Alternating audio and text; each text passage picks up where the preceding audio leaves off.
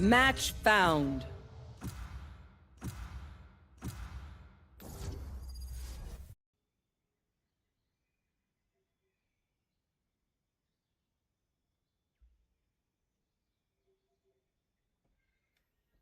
Kok unrated? Salah.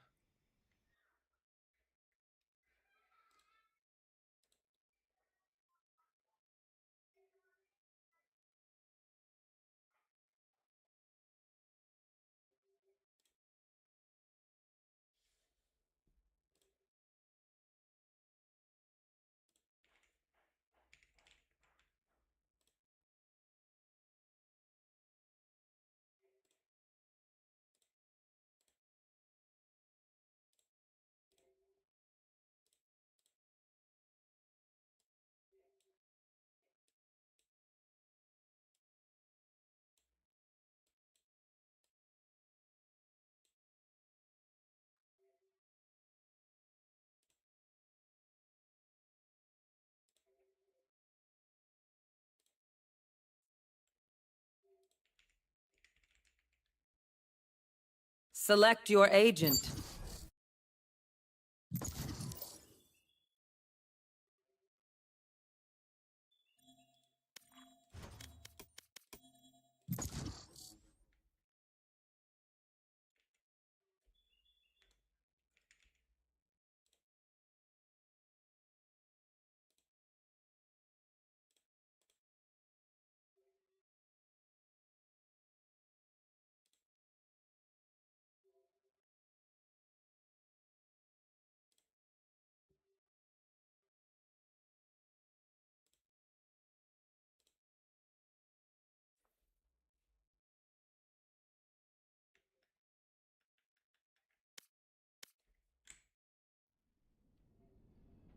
Match found.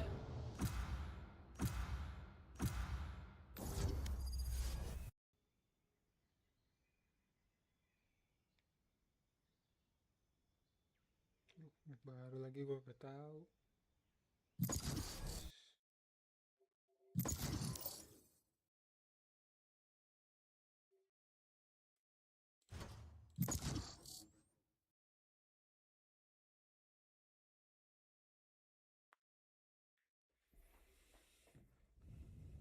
Halo Kira, hai. Halo halo. Welcome Kira ya.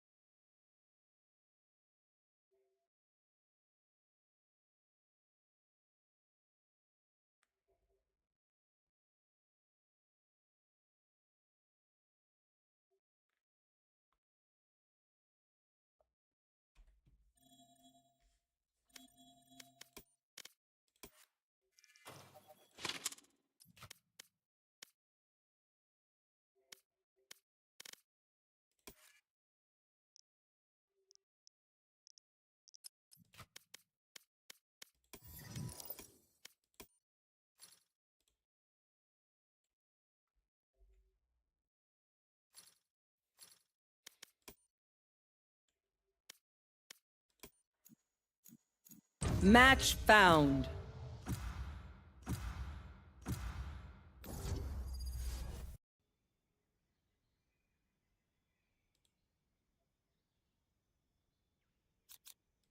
Yes, I'm pumped.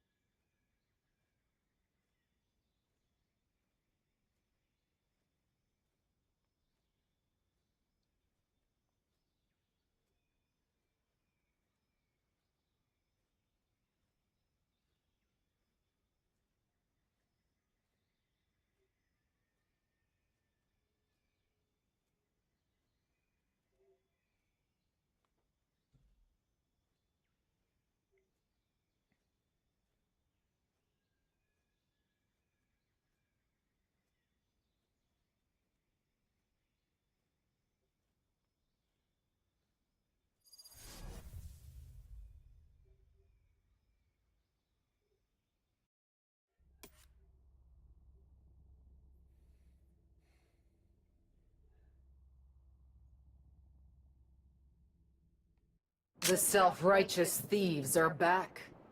Good. I have plans for them.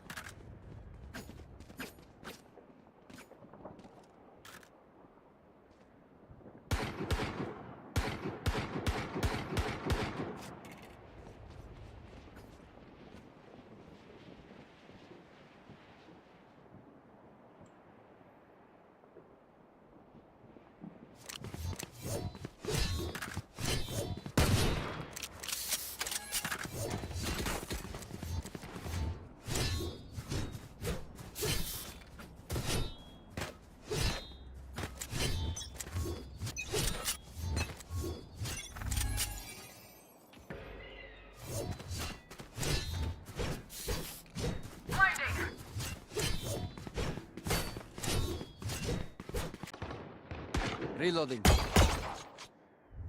Right here. Enemy spotted me. Oh, claw fucking low. Spike down B. Last on One the stairs, enemy on the remaining. lane, on the lane. Side now. Spike's here. Supply drop here. Spike's here. Side. Satchel out. Last player standing. Nice.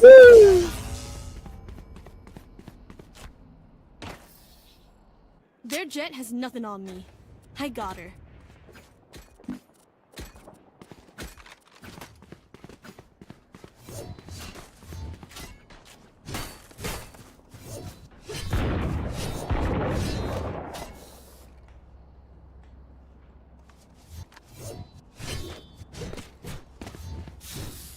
Clock, can you don't face smoke this?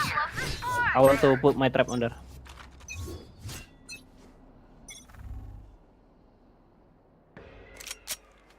Found them.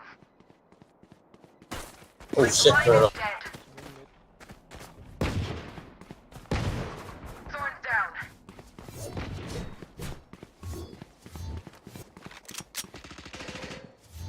down. Jet low.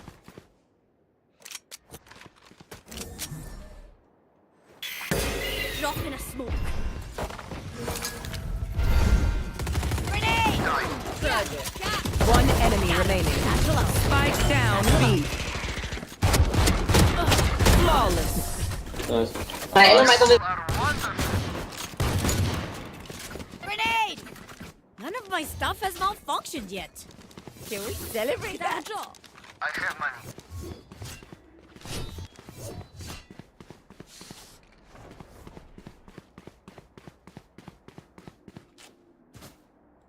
Jet, you can use my spectre.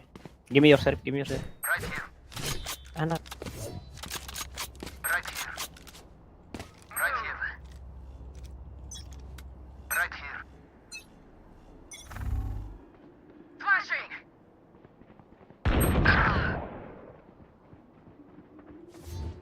Mid.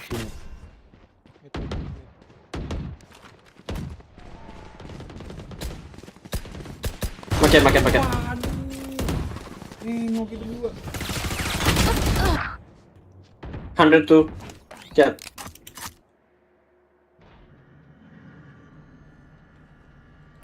Spike planted. Last player standing.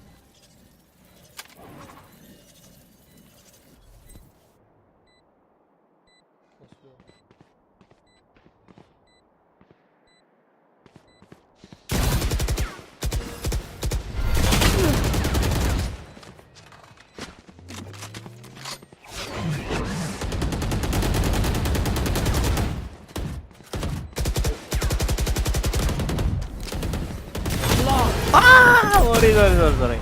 I bet not it. This place is nice, but not nice enough to die in. Let's win and get out of here.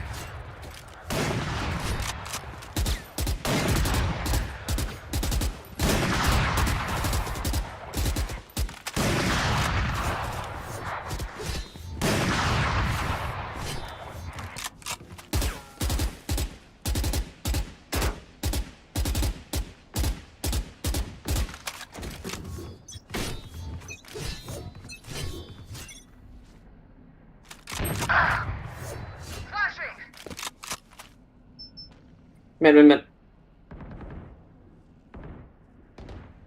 Spike down mid.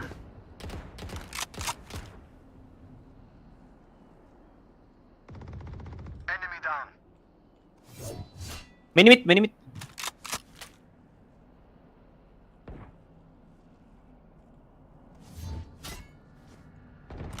Gone. One enemy remaining. Nice one. Planting on the Planting. side. Spike planted. Grenade! Fuck. Go get him. Satchel out. Nice one. Nice bomber, bro. Standing ahead.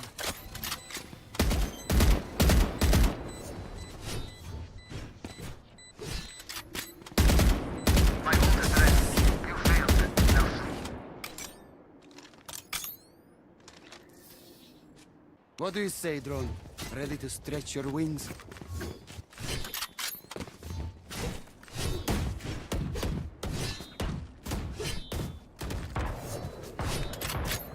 I need a weapon.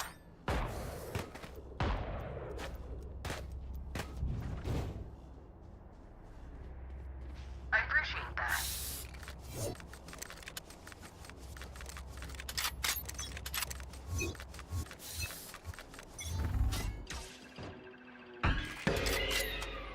Found Me. Mini one. flash trap destroyed. Deploying drone.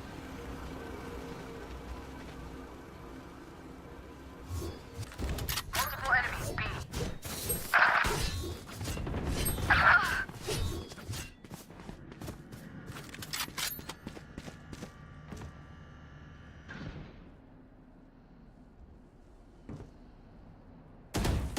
Spike planted. Duck. Blocking sight. See ya. Bomb buddy out.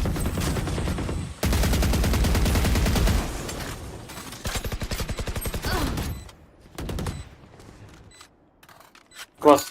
One close. Grenade! Last player standing. One enemy remaining.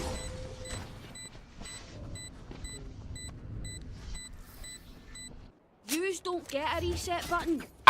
Stay alive, please.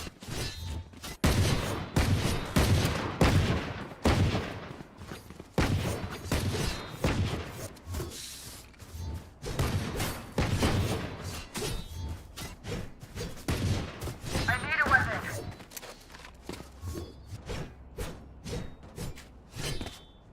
Come on, let's go!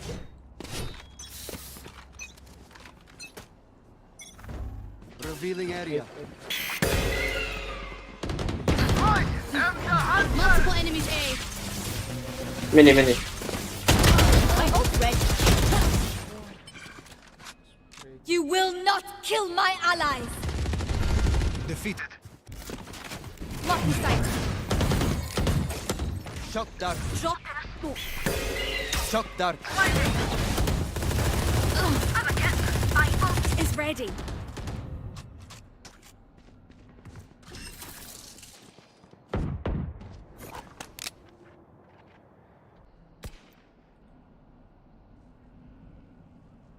One enemy remaining. Right here. Right here. 30 seconds left. Revealing Spike area. planted.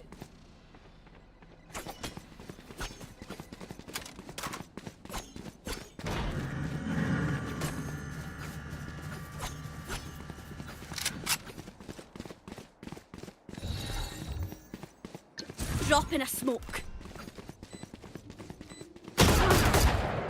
Enemy spotted B.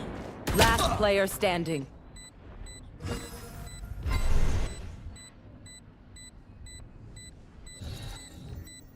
No peeking. Well, that's just grand.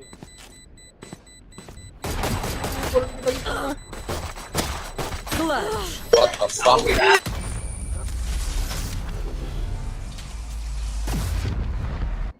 Speak up and ask questions. Assumptions will only get us in trouble.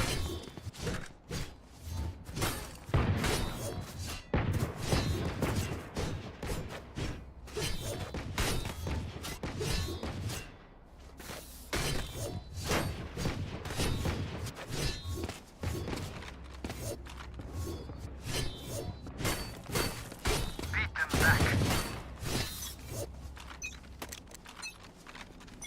Get out of my way!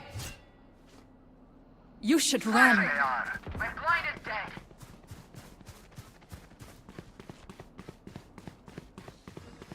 Enemy spotted. B. Reloading.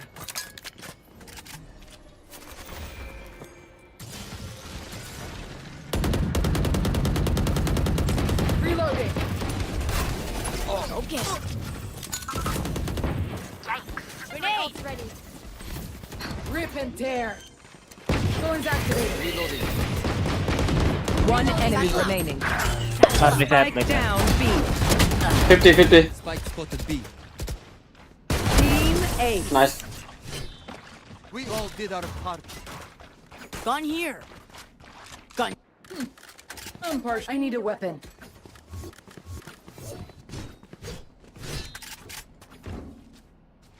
Thank you.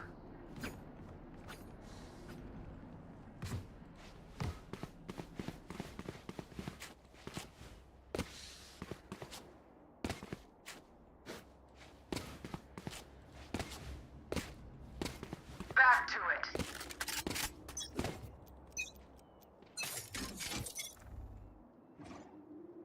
Flashing.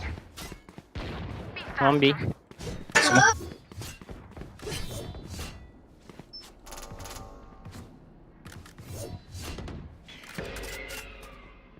I have ultimate. We can retake.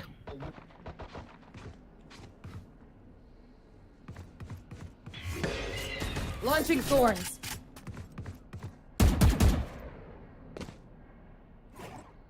Flashing. Pew pew. Bring me the arsenal. One enemy remaining. Everyone stays in. Nice.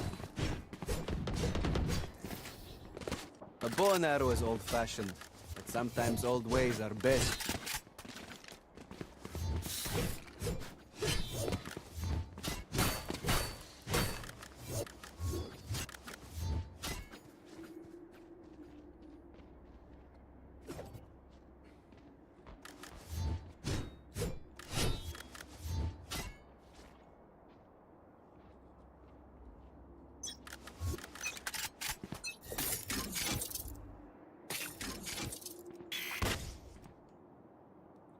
I've got your trail. Get out of here. Scanning ahead. Bomb buddy out. Take flight. Flash trap destroyed. On the left. There. One enemy remaining. Got one. Flawless. Nice. It's a work of art. I spotted. B. I feel bad for them, I really do. Just not enough to stop winning.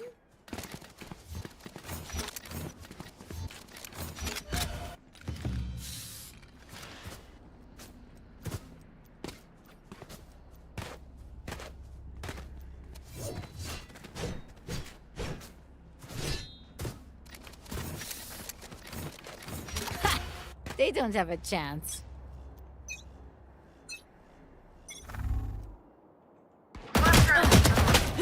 Oh, gua tekan lagi.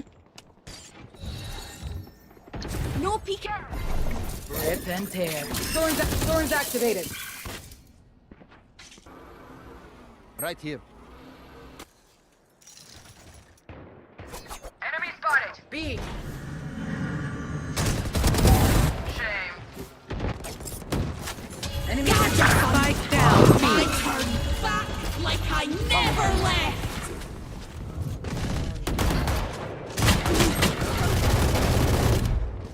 Last player standing. Shit, man. No one help me. You say something? Sorry, ear's still ringing.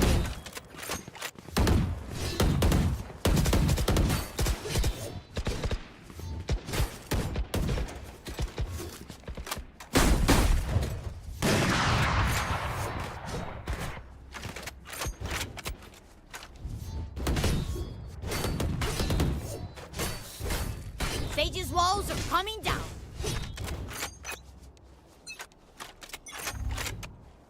Next. You should run.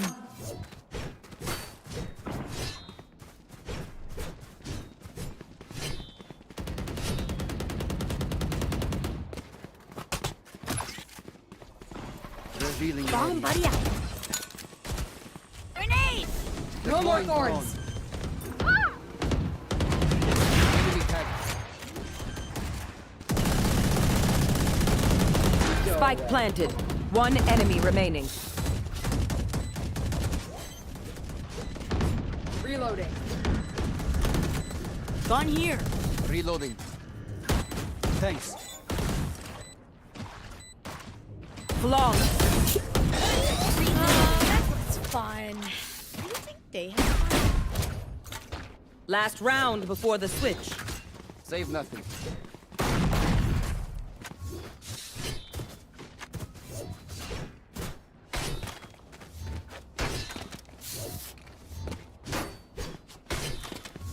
Now we wait.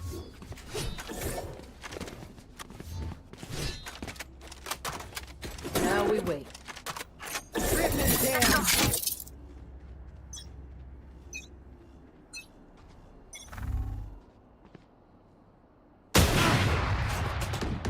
Bomb buddy out. Oh.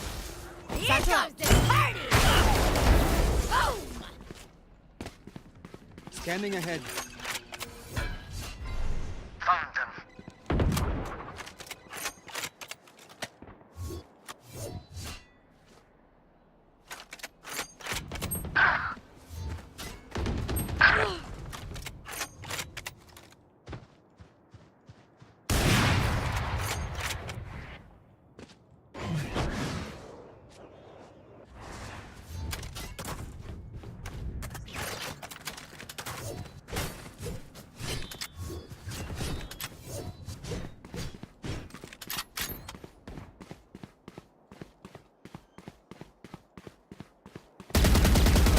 Spike planted.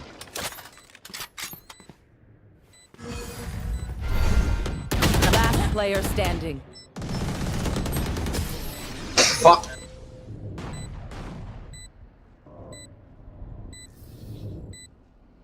Switching sides. Win. Show me where to go.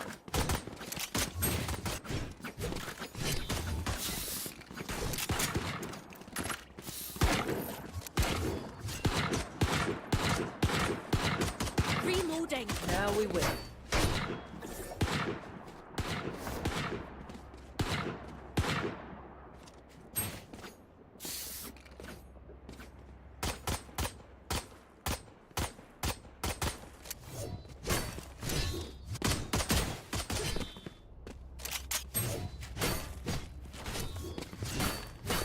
I'll find them.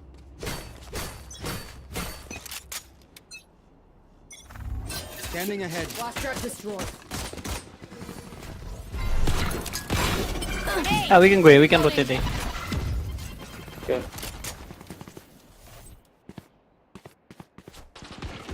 Reloading.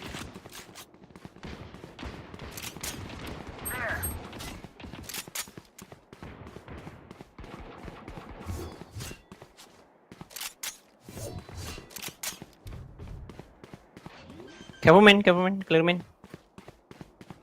Spike planted.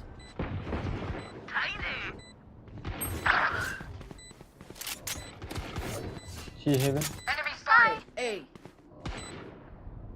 Two more heaven.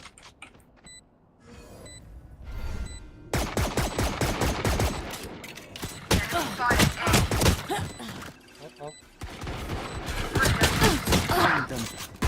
One enemy remaining. Efficient.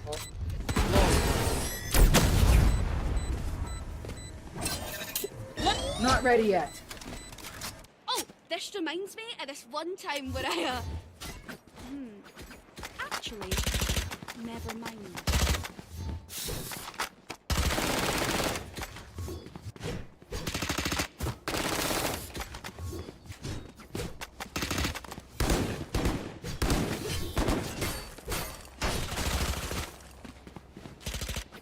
Now we wait.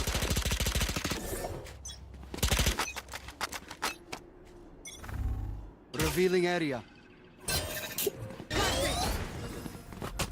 Found them. Go get him. Grenade! Satchel out. Satchel out. Enemy defender spawn. Shot that. Stay down. One down. Spike blinded. Jet flank, careful. One enemy Guys remaining. out! Grenade!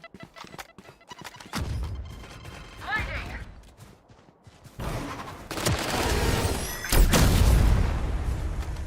Gun here. Reloading. No one beats my firepower. I got this.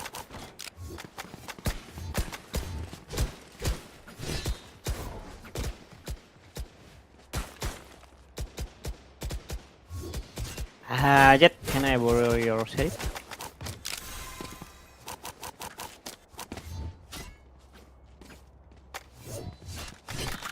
Yes. I'm here to stay. Gun here. There. Now we wait. Wait, take this back. I have Spike to strike. drop. I dropped the spike. Enemy mark.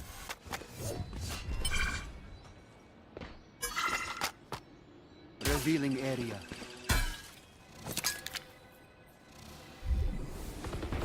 Smoke. Grenade! Here. Have wall. Shock dart. Bomb buddy out. No peeking.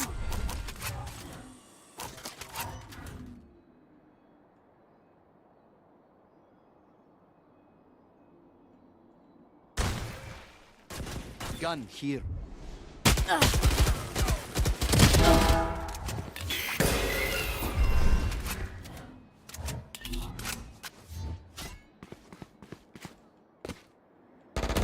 Target down.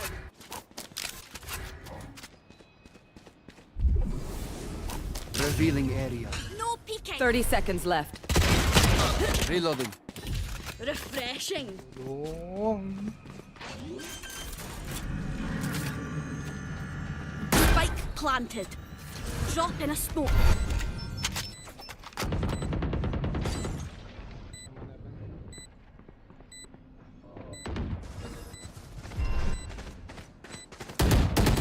Last player standing. Oh, very low, very low. And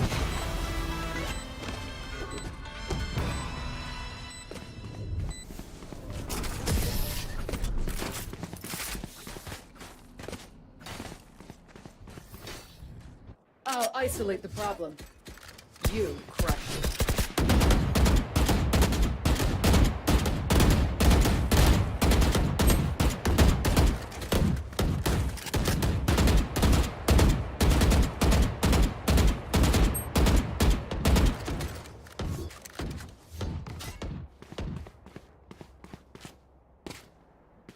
Let's kill this competition.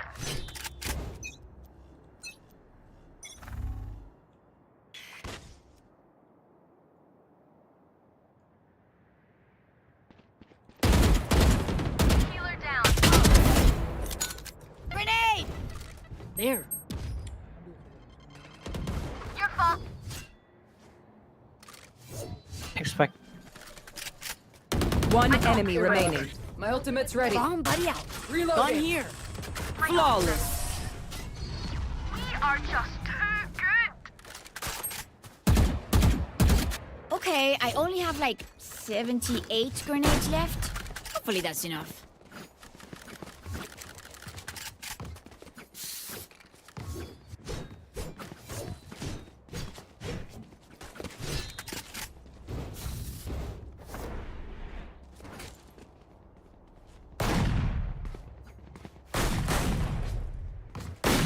Right then, let's go kill them.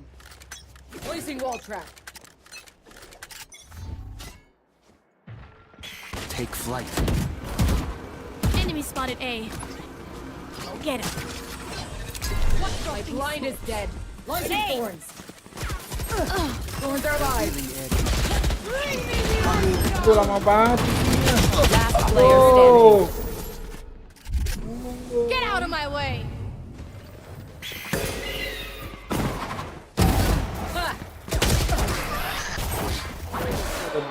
Baru ulti. We My are ult is strong ready. because we are together. Don't forget that.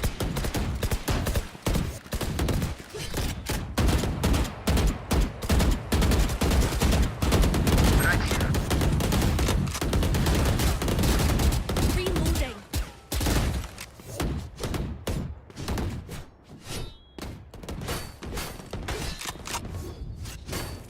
Time to explode.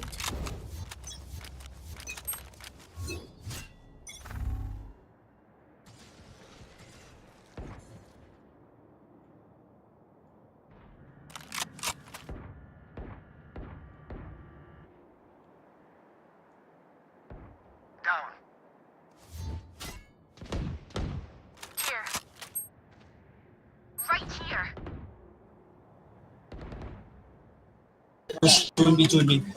Have one of these. That's a kill. You had your fun. My turn. I have the spike. Last player standing.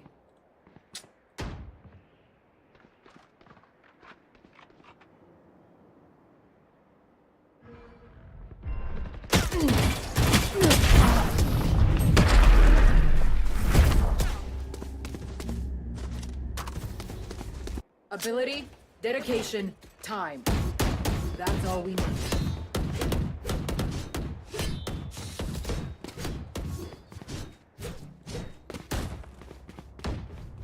Let's rush.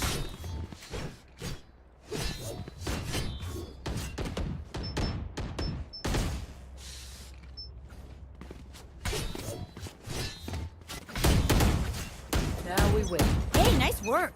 My ult's ready. Scanning ahead. And pair.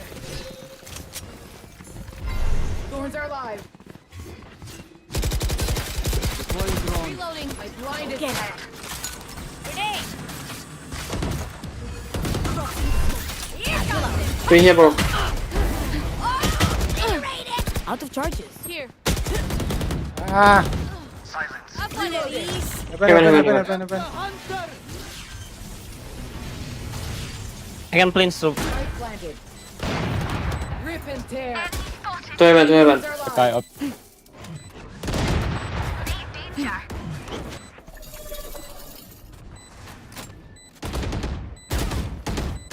One enemy remaining.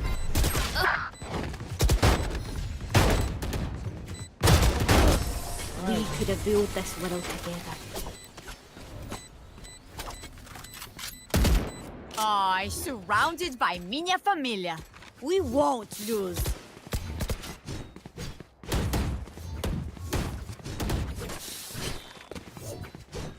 I can drop her. Jet. Can drop. Need a drop. Thanks.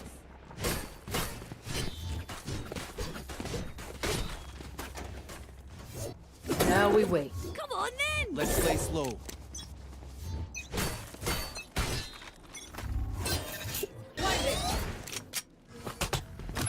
Go get him. I've got your trail. Revealing area.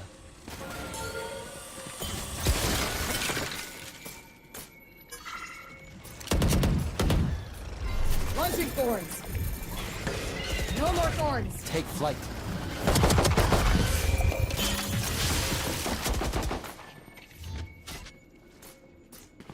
Shock dart. Flashing.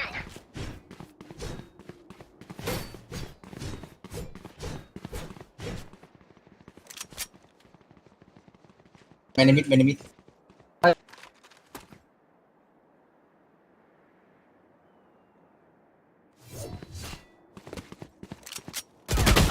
My ultimate's ready.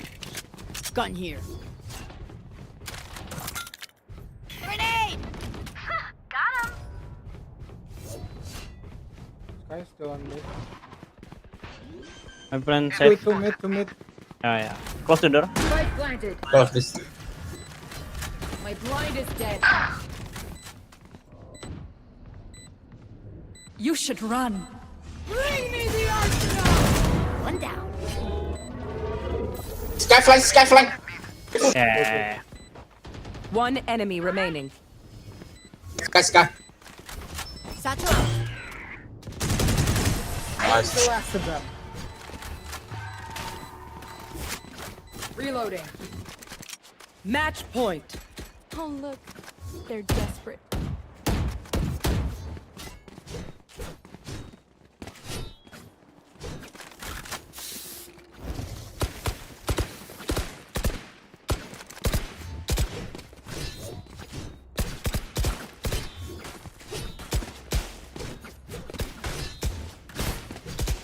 Let us hunt.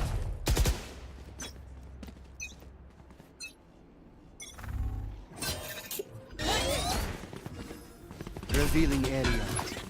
Bomb buddy out. Deploying drone. Block sight.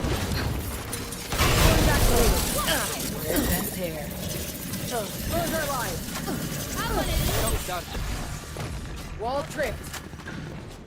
One flank, one flank, one flank. Enemy kill. Spike planted.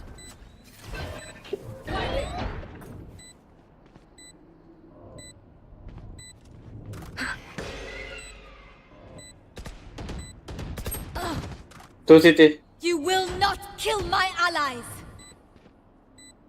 Three. Back like I never left.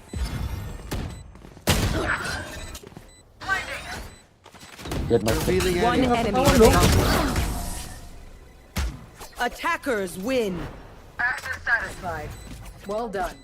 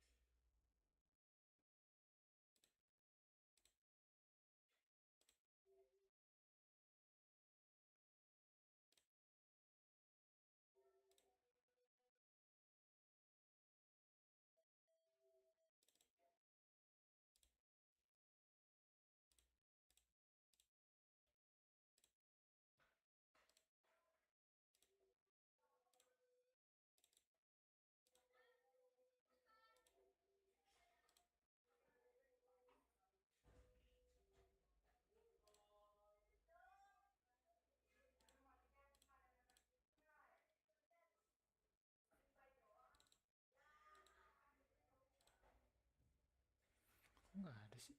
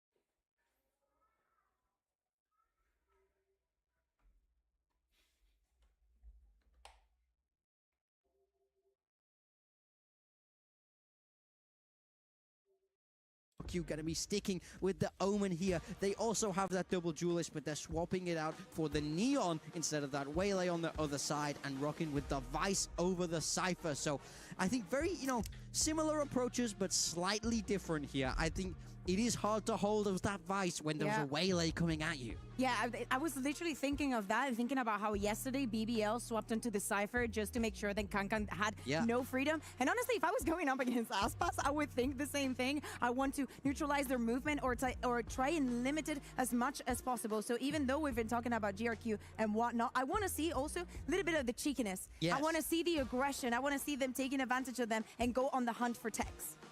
MIBR went way deep in overtime against Team Heretics on Lotus. It was just a constant barreling down C. We'll see what is in store here for MIBR and AGAL as they play for this final slot in Group D for Valorant EWC 2026. On the call, it's Tom and Mitch. Thank you, Degon. The Group D decider ready to kick off. And MIBR back on Lotus. Like Degon said, it was a laborious affair up against Heretics. But before that, we saw them dominate GE. We know this is a good map for MIBR. The question, Tom, is do you think AG can match up to them here?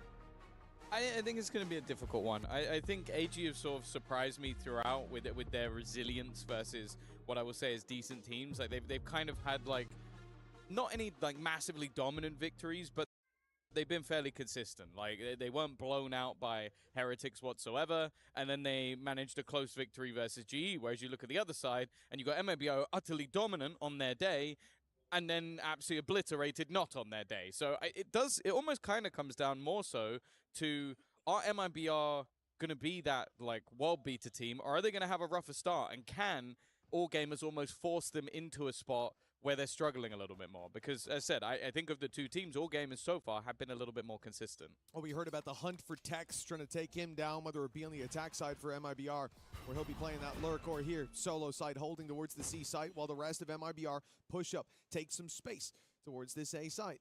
Bring them down. And indeed, they will continue pressing forward all the while. AG don't react. They simply sit back. I think they're waiting for that overextension, or to hear the steps back and see that the A site would be a little bit more open, but that push is coming through. Eventually, the Prowler confirms it, and a clean opening shot from Aspis.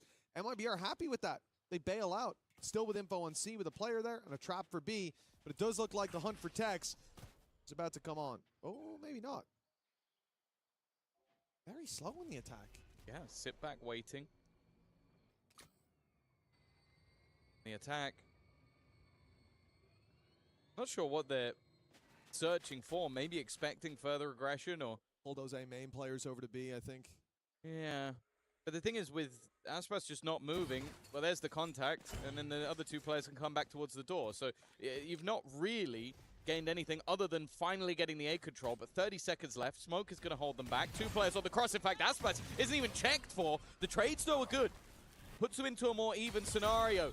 The push back as well from Bai is perfect. That late lurk has given them the B site, given them a huge advantage, and put Mazzino in a clutch. Mazzino creeping in from this angle. They don't think he was in that initial push, despite the util that went down. They thought he rotated out, but one's all he'll get.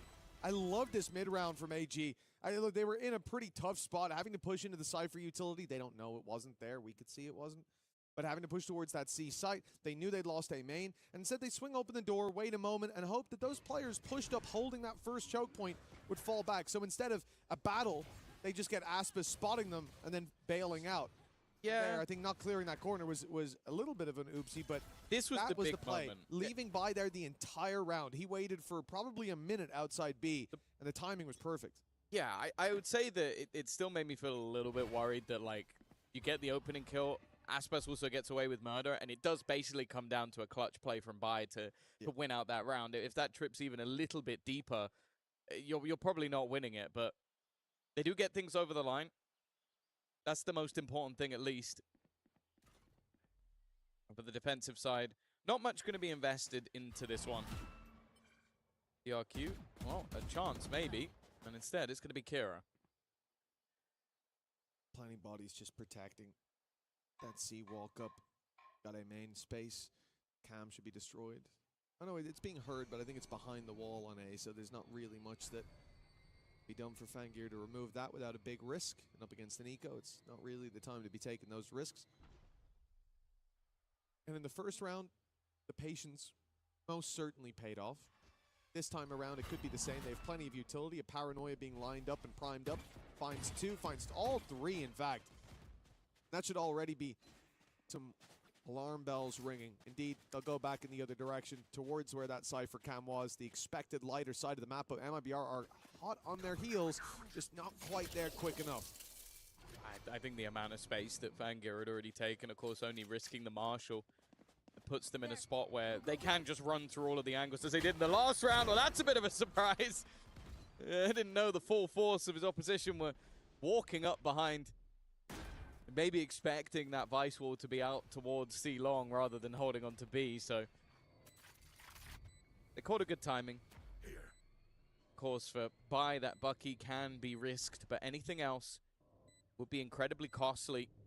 3 rifles in play that could be brought into the next round, and Tex has done incredibly well. 2 quick kills off the Classic.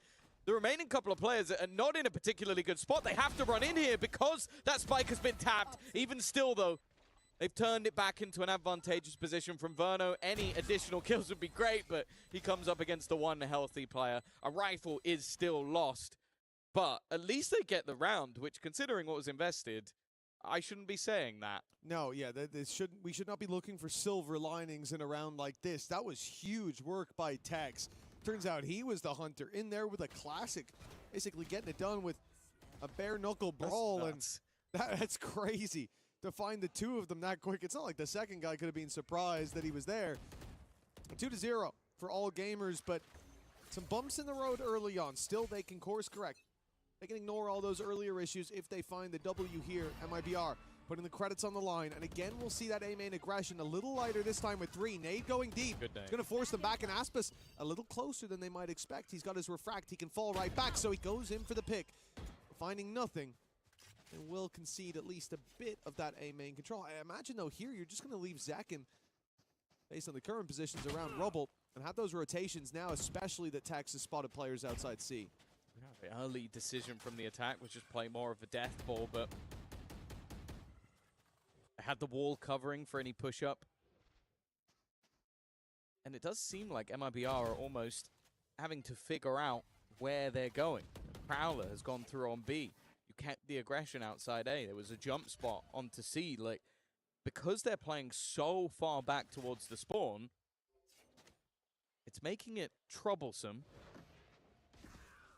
Clearing some of those early angles. Now, bear in mind, Zekin doesn't have a whole lot of support, but if he can hit a shot and get out of there, he's done his job, and that's exactly what he does. It's the same approach as the pistol round. They're going to go late towards A main, hoping that that presence has been relinquished. They brawl for it, losing a player already, and then send by for the late lurk through B. They might even try to crunch B, but the problem is MIBR are so aware of this. They're not going to fall for the same trick twice, but with Mazzino down, now they're under pressure. Aspas no longer a surprise in the corner, but he's ready for buy. Catches him, finds another, and at least gives MIBR a chance. In the 3v2, the plant, 10 seconds, it needs to be found soon, and they can flood back in. They can deny this, but instead taking their time, closing the walls in slowly.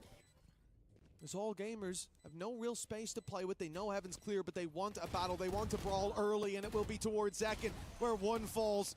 The flood out washes the rest of the defense away. That's going to be all gamers losing out on the 3rd round, but still trading a couple of blows, and there was a real chance in the 2v3.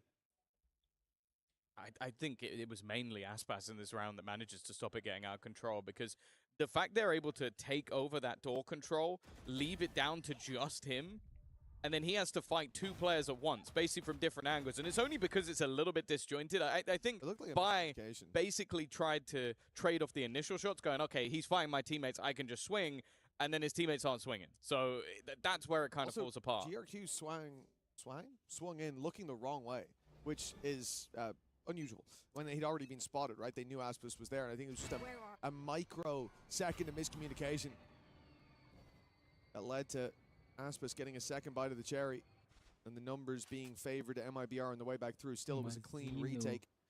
The defensive side. Even a stinger on Mazzino in this round. I think it's clear that the defense think this is going to be C fight. After denying them A and obviously having this fallback early, they had 3 players stacked up on C. They had the Waylay ult ready and raring to go.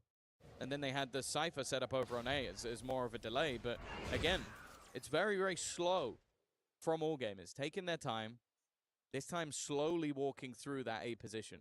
That first trip is predictable, but the second, we should see the smoke go down on the stairs and then the Neon try to slide through on the site. With it being so low, there's a decent chance that's going to catch her, and that gives Tex a kill trip if they're not quick enough to react to breaking it. Remember that time going down recently, Tex already taking a few shots and a nade now. That might stop him from being able to punish, and they go right over the trip. In fact, breaking it is the nade. Tex still manages to find one, but the Showstopper's fired his way, dodges that as well. And the numbers stay favorable for the defense. Yeah, he did get one off the kill trip. He did find one that was revealed. Convergence path used as well, and Kira knows he has to try and execute off of that. JRQ's done well, so is Bai. Actually, they're fighting this back! The remaining 2 looked like they were in trouble. Instead, they were the trouble. 2 standing in Verno's way. He had an exceptional first game. Was almost a hard carry in a team full of superstars, but he's now trying to bait them in, hoping that someone makes the mistake, someone goes looking in towards the spike, but they're not falling for it. Now baiting in for a second time, but it is Bai from behind that will close out the round. He's 7-1 right now, only being shut down once by Aspas, and other than that, being the star of the show. I can't believe how confident they were right there. All gamers played that so cool, but he could have stuck it inside the smoke. They just knew he wouldn't have the gall to do such a thing. Gave him plenty of time, but in the end, they made the right call. 3-1 now for all gamers. And after what was, you know, some warning signs early on, like round 2 was way closer than it should have been. We could have seen MIBR come up with rounds very early on. Well, now the defense is left down to an eco. Now all gamers should extend that lead even further, and this is a phenomenal start. Starting to think back to the game against Global Esports for MIBR, and it seems like a long time ago. It's interesting as well because we are seeing MIBR winning a lot of the opening battles. The pistol round, even in the lower buy round as well. They've been able to get opening picks, and then all gamers have converted the 4v5 almost every single time. So it seems like them getting into the post plant is almost enough. And that was what, a 2v4 that they're able to turn back into their favor. MIBR are getting themselves in good positions, but the conversion just hasn't been there. Well, they're certainly aware that Tex could be here, but Verno might try to play the distraction. Oh, he's being spotted, though. Getting back out of there is still a success for him. The pistol on range like that. All gamers, despite seeing the Cypher towards the C site, they decide to contact up here to play into it. And remember, last round, Tex was able to get some value out of the closer trip. It's the nade that destroyed his. This one won't quite reach, so there is still a danger there. They've gone over it to start, and there at least the boombot will reveal the trip on the floor. That's the real danger averted, not that anyone could pounce on the back of it.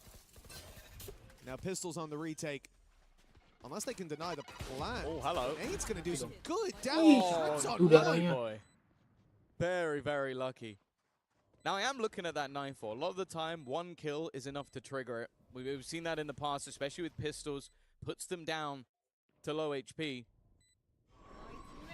And actually, the pressure being held on the other side. But now they should know that the majority coming in from the spawn. Paranoia sent through. Still not enough to activate that Nightfall. And you can see why. Slowly being picked apart, and one by one, the defensive side will fall. A good hold from the side of all gamers, even Shrimp surviving on just 1 HP, but they won't mind. That's 4 alive. Yeah, well, honestly, Shrimp surviving is probably the most important factor of that, because if not, they might decide to put the Nightfall through. Like you said, I think there's a good chance that they do, just spur of the moment. And he couldn't put his through, which gave them the information that there wasn't anybody towards the waterfall. A really nice play as well by Bai. His flash was perfect. The second that they came out to take the battle, I think it might have been the end of Kira if that hadn't have popped exactly when it did. And that's a number of rounds now where MIBR, despite early on showing signs of life, have been kind of shut out. It has been all gamers looking like they've got full control, and now a timeout is going to be called very early on. Remember, this map in this tournament started out so well for MIBR. They stepped onto the stage 13-2'd, if memory doesn't betray me on this one. Global Esports. And then from there, it was a labored overtime against Heretics. And I think that honestly took the wind out of MIBR's sails. They went into the next map and got absolutely trashed. So that kind of turnaround, it feels like, you know, most teams we look at is kind of wanting to heat up as the tournament goes on, whereas it feels like MIBR put their best foot forward in that first game, and then they took a bit of a stumble. Yeah, I think as well, you have to think back even to the very beginning of the year with All Gamers not being a massively known quantity when it comes to the international stage. That event felt like a learning curve, but also people looked at, I think it was Gentlemates, and went, oh, they got All Gamers next, they're going to get through that game. And it was underestimating their opponent, and also All Gamers being a decent squad. Like, they've got some very talented players on their side. Now, sure, the names are on the other side. And well, an early fake plant, but that fake hasn't really done too much. It's been spotted. It has pulled 3 players over, but again, they can get back. Verno under serious pressure, though, and now the response being attempted. It's not been connected by one, but it has been found by Mazzino. Yeah, Mazzino was a bit too quick, got ahead of the rocket. But a kill's kill, that's all that matters. TERAKHIR, oh, he's going to be taken out by Aspas. An angle he checked just moments ago. Nightfall goes through and a player up close, isolated, caught off guard, you would think, but GRQ somehow gets away with that kill. The spam taking him low and Aspas taking him out. Leaves it 3v2. Still a chance for All Gamers here. Kira, the unknown quantity, the later play through mid. No nade left to play with. Oh, that's tough. Shrimps being caught by the Seas. Out of the round and damage done. Looks good for All Gamers. Aspas and Tex holding on for dear life by a thread, but they've made it through. It's the second round for MIBR. I feel like it's been the case in both rounds where Aspas has found the most impactful kills to sort of turn it into their favor, like having to deny what was an incredibly fast take. And sure, the spams helped pushing players into his position, but they still expended an awful lot into this round. And of course, for the attack side, having a few in a row, they should comfortably be able to buy back into this one. I think Kira's just having the thought of what to go for.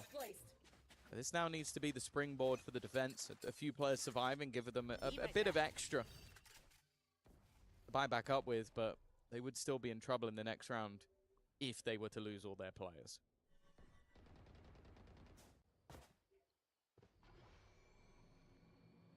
Well, we have certainly seen the patience from All Gamers. A lot of these attack rounds have started like this. A full default in play. By this time covering the vice wall for that A aggression, making sure there's no early flank. That's a risky blast pack, but a lot of information garnered, but a player lost. Tex gets out. Aspas, of course, is no trouble. Being able to dash right back to the site, and for their trouble, All Gamers get an orb, but they're a man down, and Shrimp down as well. That's a player who's really helping to clear these angles and get you into sites. Gotta go a bit more blind now. Yeah, I feel like he still has been, though, the guy that's been picked off quite often earlier in the rounds. Like, they have been using the Prowlers, but he's currently 1-6 and having a bit of a rough time. In some of their earlier matches, he was incredible. He was by far their best player. But that does also mean, as I said, from the 4v5s, All Gamers have done a good job at recovering. Into the site they go. Again, the trip is there, but it's been spotted. They haven't broken it, though. They didn't break it. The boom ball went through, but it goes straight back online. That gave Tex a freebie, and now Aspas is the defender of the site. A bit of a weird scenario, because that trip coming back online, sure, it was only the 1-for-1 trade, but it did make things a little bit easier for Tex. Yeah, listen. I think he's there. If Tex is going to... I actually looked over where you played. You did. I was thinking... I was like, Tex is there. I think he's playing, bro. Did you sleep okay? That confused me. I did actually. I think I overslept last night, and now it's starting to catch up on me. You look straight into a wall like, yeah. No, he's not. Where is he? No, oh, wait, he's on the stage. Okay, well, that was a confusing moment for me. But as I'm sure that last round was for All Gamers, giving away the pick and giving Tex the opportunity, and it seems like MIBR capitalizing on every chance they're given. A 5 versus 3 right off rip. We said it's been these slower rounds from All Gamers, but this was an attempt to change pace, to challenge for that A main that MIBR have been throwing utility at early, at least trying to manage, that All Gamers have been leaving the vice wall outside and conceding the space, fighting late for. This time they go aggressive, and it does not work out, at least to start. They've got themselves A main, whoop-dee-dee, but I think the orb's about the biggest reward they've got. The 2 for 1, well, 2 for 1 orb trade. Not the greatest deal on Earth. Still been taking it. Again, they've ground to a halt. This double duelist 1-2 punch is one of the most terrifying on Earth, especially facing into a high-low. You'd bet your house on one of them to hit it. And that's exactly what they've done. For Shrimp, well, he's alive later into the round. Nice work from Hero. They've got to be careful. They've already lost 1-2v4 in this game, and I think that's why we saw the pause. A 2v5, and they might have to use their second. One more for Kieran. It's a showstopper, but with Shrimp down now. And that paranoia perfectly placed. Yeah, his chances go to 0. Still gets out with the showstopper for the next round, but for MIBR, after what was, as we said, round 2, there were signs of life. They won round 3, but then started to get shut down, and it seemed like all gamers were going to run away with this. Bai was having fantastic impact on the lurks in terms of denying the retakes as well. I don't even think we saw the Thorns delay as much as they could have, but it worked because when they pushed in, the flash was there to catch. Now things have stalled out massively. 3 rounds in a row, and a convincing start to that one. I think it's no surprise that they go for the timeout. Yeah, and I think similarly as well to what we saw from Creven, the last Lotus that we casted, those trips are being really annoying. Like when they've tried to get into the C site or A, I think we've seen multiple kill trips, which a lot of the time you're going to be able to avoid, especially if you have the likes of arrays. You can use that nade to good effect to try and get rid of some of the angles that you're pushing. But then, like, hitting it with a boombot, not breaking it, those are silly mistakes. And I think these are moments that you're going to want to see the coaching staff pick up, because then you go for a harder, more aggressive, let's just fight A, and you lose both fights immediately. That's a little bit more worrying. And seeing some of the superstars on MIBR, that's why there's so much sort of pressure, but also put in high regard on this team. These are players that from top to bottom we've talked about as superstars of their team. I even think like one of my favorite players to watch of all time is Mazzino back in the crew days. That guy has unbelievable individual talent. So you're then looking at the likes of Aspas and Tex getting going. Maybe you want to pause just to try and slow them down a little bit, which is easier said than done. Well, Tex at least, it's been high impact off of his utility, be it on the A or the C site. Now he swapped up to the B site just to be more of a headache. Any adaptations that they had around his impact will now have to be readjusted. And it does appear that all gamers are going for this approach. Look at where the Vice wall is, and look at where Vice is. The gap here is a C push, and this is because they intend to be relatively quick. Making presence towards the A side, opening the door, sure. But I think this is a B split, which is the perfect round for MIBR when they have put all of their fortifying utility towards that site. They've got players in position in the form of Aspas with big utility, or big ultimates in the back pocket in the convergence path. As much as they're delaying, oh no, I think they've adjusted to A. The spike's going in, they're going to go for it. They've ended up with a lot of space. Weird Vice wall for this. The defense are about to try and make a play through the smoke, which versus the pistols is definitely a bit of a gamble. And there is Shrimp. Said he's been the hero of a lot of rounds. It's only going to be the one as well for Aspas off the back of his ult. Berno a little bit further away. And this contact through the smoke was hoping for so much more, and it gets almost nothing. It is a quick round, or quick close, I should say, for the attack side. And after the pause, they're able to immediately find a response. But that's going to be a frustrating one, because as you said, it looked like the setup was going to be correct. I think especially more of a default round that you get with a low buy is heading in towards that B site. But they get caught trying to walk through utility. Yeah, you know, it's very weird because the whole round to me looked like all gamers were primed. Like that Vice wall is so weird to put if you're covering the B walk up. I don't know what they saw. I'm led to believe that they changed it mid-round. I don't know why, but it was the perfect read. And a great play to get 5 on the board of all the rounds holding that smoke walk up. And now look at GRQ. Walked right through a position that they've been hating nonstop, but he just TPs across a little later. And the reward, Aspas in the ground, Mazzino following, and a showstopper to drop second. All gamers looked like they had slowed down, but they just took a break. They're right back to winning ways. Finally see the Aspas AWP, but it gets absolutely nothing. Just shut out by a player walking across, and it was definitely something that they were not aware of. Verno trying to fight back alone. Bear in mind the economy of MIBR is not in a particularly good spot. The tech's going for a 1v5. I'll be honest, that seems really audacious. Holding onto the weaponry, at least from my perspective, holds a lot more value than attempting an all-in gamble of a retake. Yeah, I can definitely see that. I think for the start of this, the thing we're missing compared to a normal setup, right? You see that rubble fight. Normally you've got your Omen TPing up, taking the rubble control. You've got a Neon sliding through. In this case, maybe an Aspis diving deep, but he had the op, so he didn't want to. They didn't go for that last round, and that small gap left was enough for all gamers to step in and take that control. Now a buy for MIBR that sees a weak weapon on Aspis, and Mizzino, but the rest on a full buy, and the adjustment is there. The dash up this time quickly clears rubble after the nade. They know that there's no one here. But all gamers have changed pace. No longer this direct approach. No longer looking to steal the map control or wrestle it out of the hands of their opponents. Instead, they've pumped the brakes again. And I've really liked watching the variance of how they're approaching this. I think it's very hard for MIBR to read this pace. Oh yeah, it creates an awkward line in the sand, especially when you have this double duelist. You want to be putting pressure on. So you're going to have early map control, but then they've been happy to sort of default back late into the round. At least in this one, all of Tex's utility is gone. 45 seconds left as they look to try and clear positioning once again. This time there is a player up close, but he's already been caught. Verno, we've seen him get cleared from this position, but they're looking to try and battle and brawl for this, really try and fight for this. And it even seems like they might have had the expectation that maybe they would just leave, but no.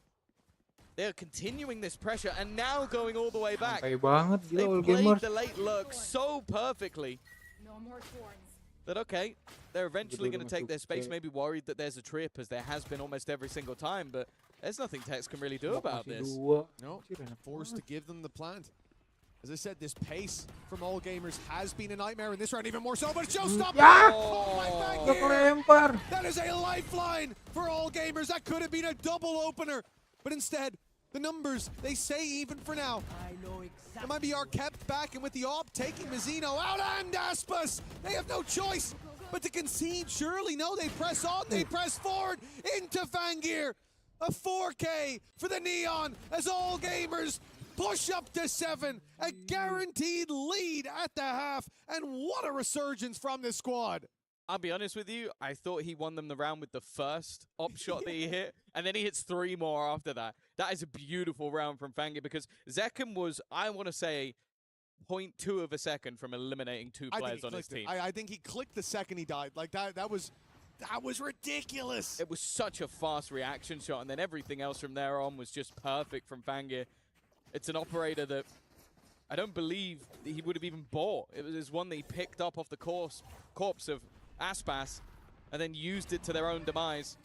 What was a level scoreline, came a pause for all gamers, and now they find themselves with a pretty hefty advantage. For the last one, might put them out of sight. Zeno claimed the orb outside A. Nightfall now for MIBR. If all gamers go for the B push, and listen, any other team, look at what the Vice wall is. Look at where all 5 players were just moments ago. Any other team, I'd already be saying, and here they go, they're ready to break into the B site. But I've learned my lesson. I've learned my lesson from these guys. They play a very weird game. I don't think I've seen a round like that.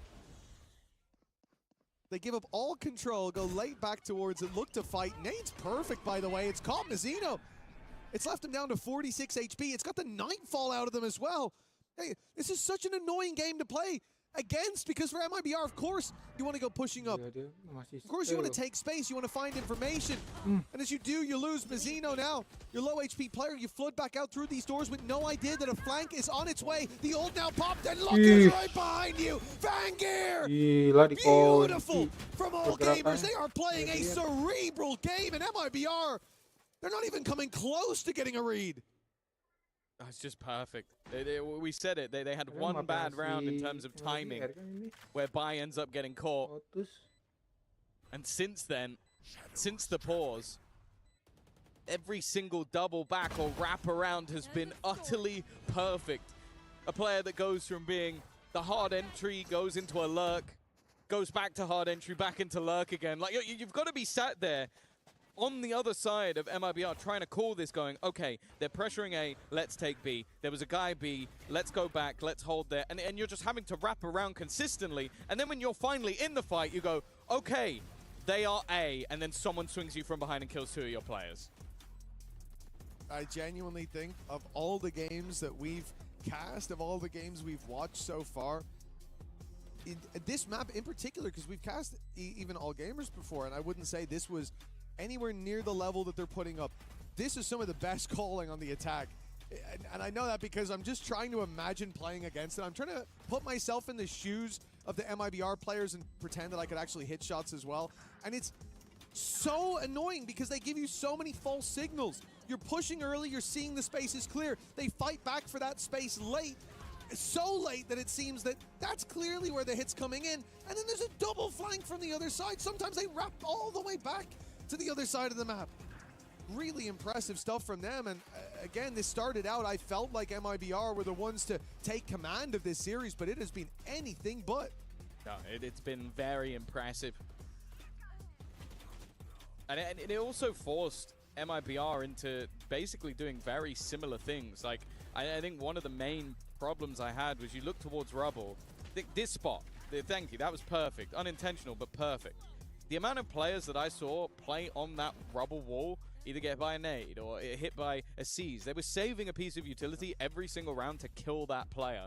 And I don't think once I saw them get out alive. Well, this is the thing. They were doing that before they were even competing for that spot.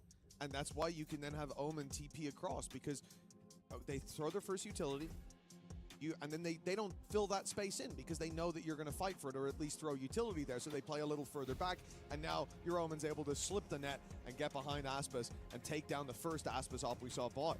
Like, I'm so 4 people with it. Yeah, literally. The next round use that same weapon. I'm so impressed by what I've seen here.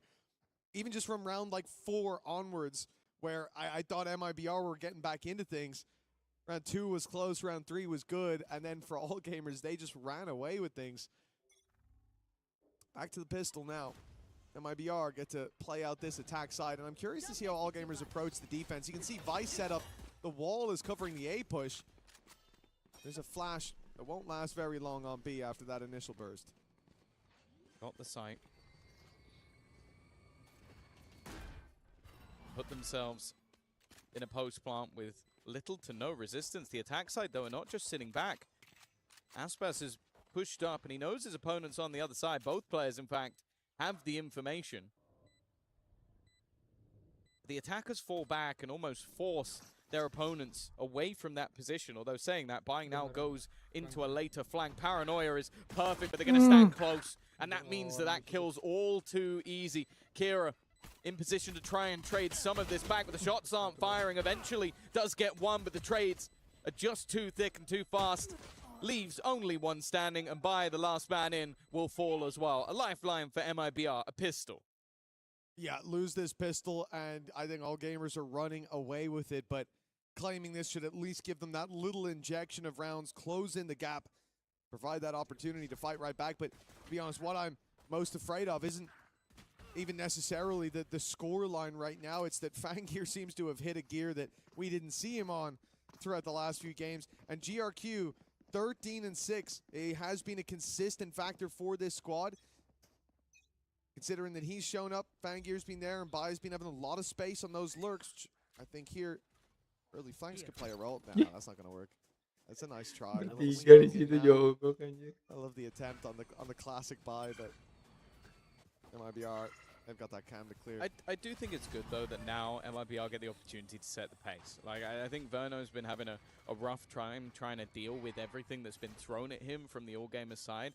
But now you get to define where those battles are. Even if you end up walking into a stacked site, at least you have the execution utility. Not bad from Bai already, though, of course, for MIBR. This is a slightly lighter purchase, just a couple of rifles alongside pistols and a Marshall. They can, of course, buy into the next round, but it's mainly those couple of guns you don't want to lose, and so far, it's looking so good. They'll keep everything onto the board, get themselves up to 6, And then maybe even have an upgraded rifle or two to go back into this one with. Indeed, for MIBR, things looking to pick up, but this is the real test coming up now for them. All gamers in with a full buy. TERAKHIR playing the outlaw. Looking at the other side, there's not too many players that he can catch with that one shot, but MIBR are going towards A. There's going to be a nade coming their way. There's going to be a paranoia prep for GRQ. In fact, it's only the boombot to start. Gear's keeping the nade a little bit later. It's a shame. This time we could see it would have probably eaten a bunch of those HP bars. Obviously have a different idea for later on. Still with the season nade. Prowler ready to go through. Should grab the information, but X is almost dead. Yeah, he's been exploring the C site and he met the outlaw heads up. Bear in mind, there's an outlaw on either side, but at least for now, the one it will maybe benefit even slightly more is Aspas, because there are 3 players on the other side that will take that as an operator. Again, a slower pace with Bangir just trying to find out information. He gets it, spots multiple players on that side of the map, and now this somewhat ruse that's being sent on A doesn't hold anywhere near as much value. The defense are actually giving nothing. They're just sitting all the way back, similarly to what we saw on the other side. But it's whether or not they can bait the rotations the right way. And looking at a solo defender of GRQ, who's about to get some support, but will it be too little too late? He can still get out of here. Still with a shrouded step if he needs it. And he may well need it, but he's sticking around. He's looking for the battle, and Aspas has got it! And Kira, a headshot on that second swing. Di atas loh. Bought them all the space to get this plant and a man advantage under their belt as a result. MIBR have just been gifted the upper hand by Aspas. Yeah, it's the gift you get when you purchase one of the best players to ever touch the game, and that double opener sets them up in aggressive positions. Fangit maybe hopeful to get something here, and now they've spotted the remaining player. It's the 1-2 punch, the bait taken, and Mazzino with an easy frag in the end. Fangit has no choice but to try and run for the hills. And what started as a bonus round that had a Marshall and some weaker weaponry, even the Outlaw in the mix for Aspas, which, well, clearly wasn't a weaker weapon, now turns into them currently having 4 rifles, some mass upgrades, and a fantastic start to the second half. For Aspas to get the first kill was impressive, but to then swing deep with 1 bullet left in the Outlaw, he had 100% confidence he was hitting that headshot, and for good reason too. Like, look at this, 1 shot left, and he goes, screw it. Does he know that guy's low? No, he doesn't have a clue. He thinks, I need to hit his head, or I'm going to 140 and probably get traded. But we got 10 seconds. We need a plant. Screw it. Throws it out there. It works. And all gamers now, after a strong first half, an 8-4 scoreline where they did look like they had their hands glued to the reins. Now it's come back to bite them. That gap has closed into just 1. And MIBR, hot on their heels like this, gets a timeout from that side. Yeah, the last pause they had was what took them from a 4-4 scoreline all the way to winning the half. Yep. This will be their second pause taken. And for Ed 101, this is an opportunity to potentially do the same again, like try and get them back. Because this is definitely not the end of the world so far, but I think you definitely see Aspas able to basically fight 2 players at once and come out on top, and you do start to worry a little bit that this map could slip away from them. And of course, for MIBR, this is important because they are coming up next, which I think is still a fairly comfortable pick for them. I was maybe surprised that we didn't see all gamers go a slightly different way. But you're not going to want to go in with a deficit, and they are still currently around behind, although the signs of this attack side have been fairly promising. Well, it looks like all gamers have got a decent read early on. They've gambled correctly. 3 players towards the C site. Prowler's going out on A, trying to distract, but MIBR unknowingly still walking into this stack. Paranoia is perfect. It's got so many, but that cage from Tex, that saved them all. There were 3 players blinded and easily about to be taken down. A single cage. And they get to take a breather, to reset, to fight on their terms, and put a 5v3 on the board when the smoke fades. It's not going to look pretty for Kira.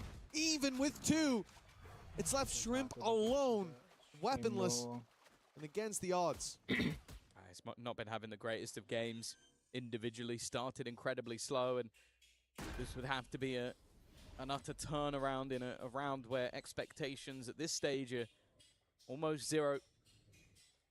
MIBR have managed to negate the stack with relative ease, considering the initial setup looked incredibly dangerous. Now Zekken is already tagged low and Dapat masih Shrimp.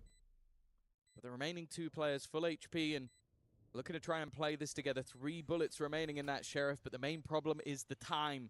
Needs to almost be on that defusal already if they're going to get it to half and try and bait players in. And that is the goal. Another nice shot from Shrimp. The problem is the second player may be expected to be first. Oh! It's a crazy shot again from Shrimp. But unfortunately, that clock was already gone. A nice amount of damage in a low buy round. Well, MIB are a little bit lucky to even get out with it. Yeah, I think they realized at the end, if he gets it half, he has a chance. But if I stop him now, he doesn't. And that was incredibly close. A millisecond either side, and this could completely change the game. And that's in a number of different fights. Kira did remarkably well to find 2 up top. Lucky that they were throwing the Seize nade as the smoke faded, so 2 of those players weren't ready to fight. And close as they made it, costly as they made it. MIBR still have decent credits even after the buy. They come in here with the convergence path on the attack side. And all gamers want to get aggressive right away.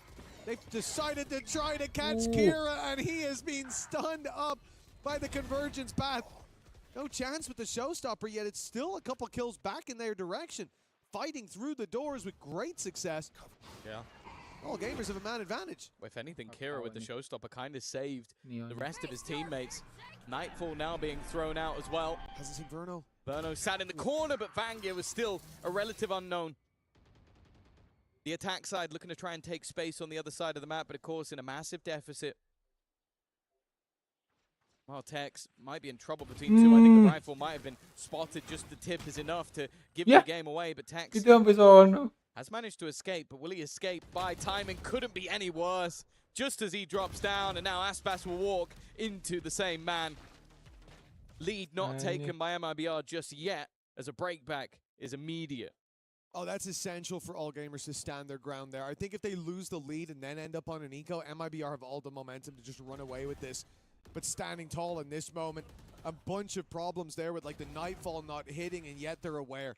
They're filling in the gaps in those fights. The showstopper being caught by the convergence path, but actually saving, yeah, it ended up working out favorably for them, and for MIBR trading out that ultimate. And they come into this one away from a showstopper, and I think Zekken finding that orb would be a death sentence. They look to defend it though on all gamers. They lose Shrimp right off rip, and there's the orb for Zekken. He gets it on a blind spam. The nade almost lands perfectly, but Hangir dodges it. Now has backup as well. The problem is they're going to know exactly where these players are. And yeah, that was an immediate cancel from Aspas. You can see he was about to dive in and then goes, oh, there's 2 there. No, I'm not doing that anymore. Well, we can just play with the rotation. Zekken has just turned on this round, though. A shot through the smoke, a shot in a pixel gap through the door. Now the remaining 2. Again, there's been a lot of rounds where I feel like MIBR have had ridiculous advantages. But this one, I like how they played it. They have just paused. They've stood still. They know there's trips on the other side of the map as well. One holding B, one holding A, so they cannot be flanked without that information. And because they just stood completely still, the All Gamers players went, okay, I'm going to get aggressive on B, try and find info. You go aggressive on A, let's try and get something. And, well, they might get 1 kill at least onto Aspas. But other than that, it should be much, much tougher. Although I am looking at the attack side splitting up and looking for clues. I'm going to be honest, I don't like the current positioning of the MIBR players. They're giving chances. But in the end, it doesn't matter. It doesn't matter. Yeah, I mean, considering how, Shrimp in a 1v3 with a Sheriff almost won the round, I wouldn't really be playing that confident, but spreading the net has its purposes. find those players, hopefully remove their weapons. A lost rifle for MIBR won't quite sting as much as deleting all those finances for all gamers, especially with how things have been going. Majority of rounds falling into those attackers' hands, but it looks like Fangir has managed to fly under the radar for now. Well, that is the one thing I will say, though, is that for all gamers, they can rebuy no matter what. So if you lost too many weapons by getting aggressive, it would have actually hurt them more than if they took all of the guns away. So clearly feeling like their opponents were going to save the second they didn't spot them on the side. But this was the second round. Again, we know that the peak potential of what this man can do. In fact, there's a man sat just over there who definitely knows the peak potential of what Zekken can do. Yes, Rob Moore is back. Well,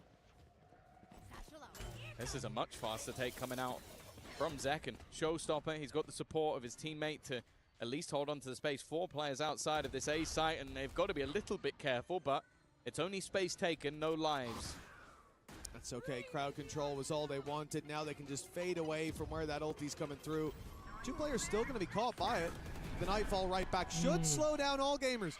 Should, but it might not. The shorty up close here, a death sentence for Kira. He was 20 HP, swinging that angle, and Tex has torn them a new one. Although, hold on, it's not over just yet. The big swing in leaves all gamers ahead. It's a 2v2. They were behind moments ago, but now neck and neck in this fight, coming in from both angles. GRQ isolates the fight. The start of the swing in from Fangir is beautiful. All gamers looked like they were falling behind. The chances slipping through their fingers, but they got their grip back on this map just in time. They did well to hold every single position there, because you looked at the amount of counter odds. You mentioned it, the Nightfall, but they'd already claimed that space, and we're still fighting through it, even with having some of that later HP. It left MIBR with not really any map control to try and hold on to. Like, they're basically boxed in on that B site, and because of that, it made it very, very difficult to avoid any utility that was thrown through, any ultimates that took their guns away. The back and forth continues in that matter. Operator now in as well for Fangir. And it really does feel like potentially the team that wins 2 in a row might be the one to take the map. Whoa. He's able to get out of there. He takes a lot of damage for it. Yeah, down to half already. Zekken looking for a bit of space towards this B site. The crew right behind him, but they've heard the wall now. Whether to bait it out or it looks like push through it all together. Well, that was the idea. Few players have been isolated. Now left to just Zekken. We're almost all in this together. Yeah, it's been left behind by the gang. But a plan found, and no real contest from all gamers. They gave that to them. Happy to play the retake, and after how last round worked out, I'm not too surprised. But the difference is they pushed them out of those key positions with the Steel Garden. It's not there anymore. Oh, different ults to be expended. Already, the overdrive getting one and a second as well. Great work from Fangir once again. Up top is Aspas, needs to land some shots. Has Verno alongside him, and again, the trading is enough for all gamers. This B-site retake, sure, maybe they do need an auto tool, but this time it was the overdrive that did the work. Yeah, well, I mean, look, I realize why they're so confident in the retakes when Fangir's just going to pull BS out like that. Like, he sprayed 2 people down, took barely any damage for it, and is able to get out and reset for a big 5v3 retake. This is insane. He's down to 41 HP, and none of the spams catch him. Verno really stepped up to the plate in this round, but it's Dan to get knocked out of the park. And for all gamers, this is all they need. 11-9, 2 rounds in a row, and an eco coming out of MIBR. Very low buy at best. We should be seeing overtime locked in, and the timeout from MIBR coming in here, they're going to discuss that. Is it even worth fighting for victory in regulation and potentially throwing the map away? That's the tough spot. We mentioned it earlier when they started this comeback. They were 8-4 down on their own map choice. Brought it back to level a couple of times, but all gamers are the ones that seem to have the extra little bit of depth. I think them running as a unit has really been working out. Like we saw in the first half with them playing with the almost ruse of their push and pull of the map. And then on the defense, their retakes have looked fantastic. Even if it was a 1v3 in some occasions. The last pause of regulation for either side. I'll say that as well. It mentioned whether or not the impact from the coaching staff would be there. I think especially for all gamers, both times that they've taken a pause, they've gone on streaks of rounds. Be it coincidence or not, I think the coaching staff deserves some credit. Oh, without a doubt. And I think that there has been a tangible step up from this squad, heating up as the tournament goes on. Aspas, though, comes in to shut one down. Kira, 34 HP. He's lucky to still be alive after a few shots landed. For MIBR, they know there's potentially a weapon to be retrieved in there. I think they still want to hit this C site, but all gamers have battened down the hatches now.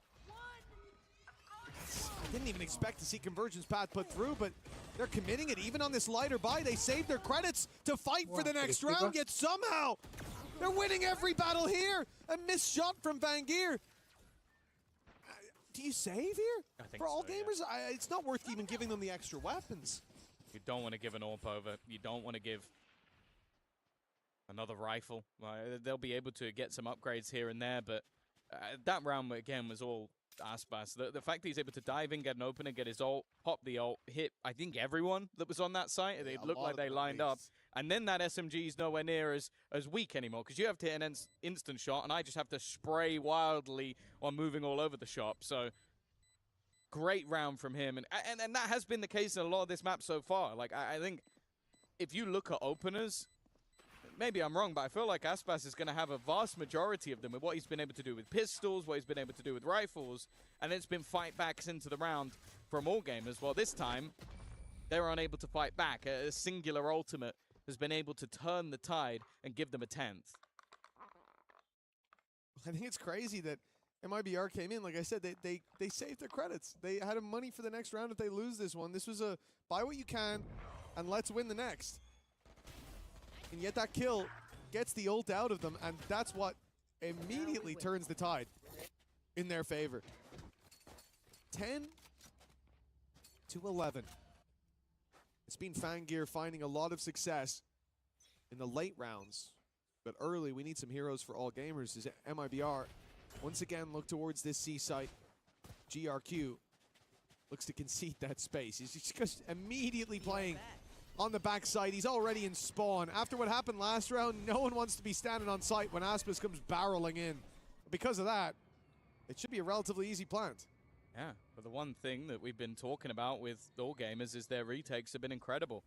I like in this scenario, though, that Hex is going to be that dagger in the darkness, the late lurk, but they are currently still watching for it. Even though the plant is coming through on the other side of the map, they're being patient. A nice shot as well off the back of the nade. Forced an awkward position, and there's that patience from Vangeir. As said, one of the major dangers, the differences to the B-side takes was having Tex in the background.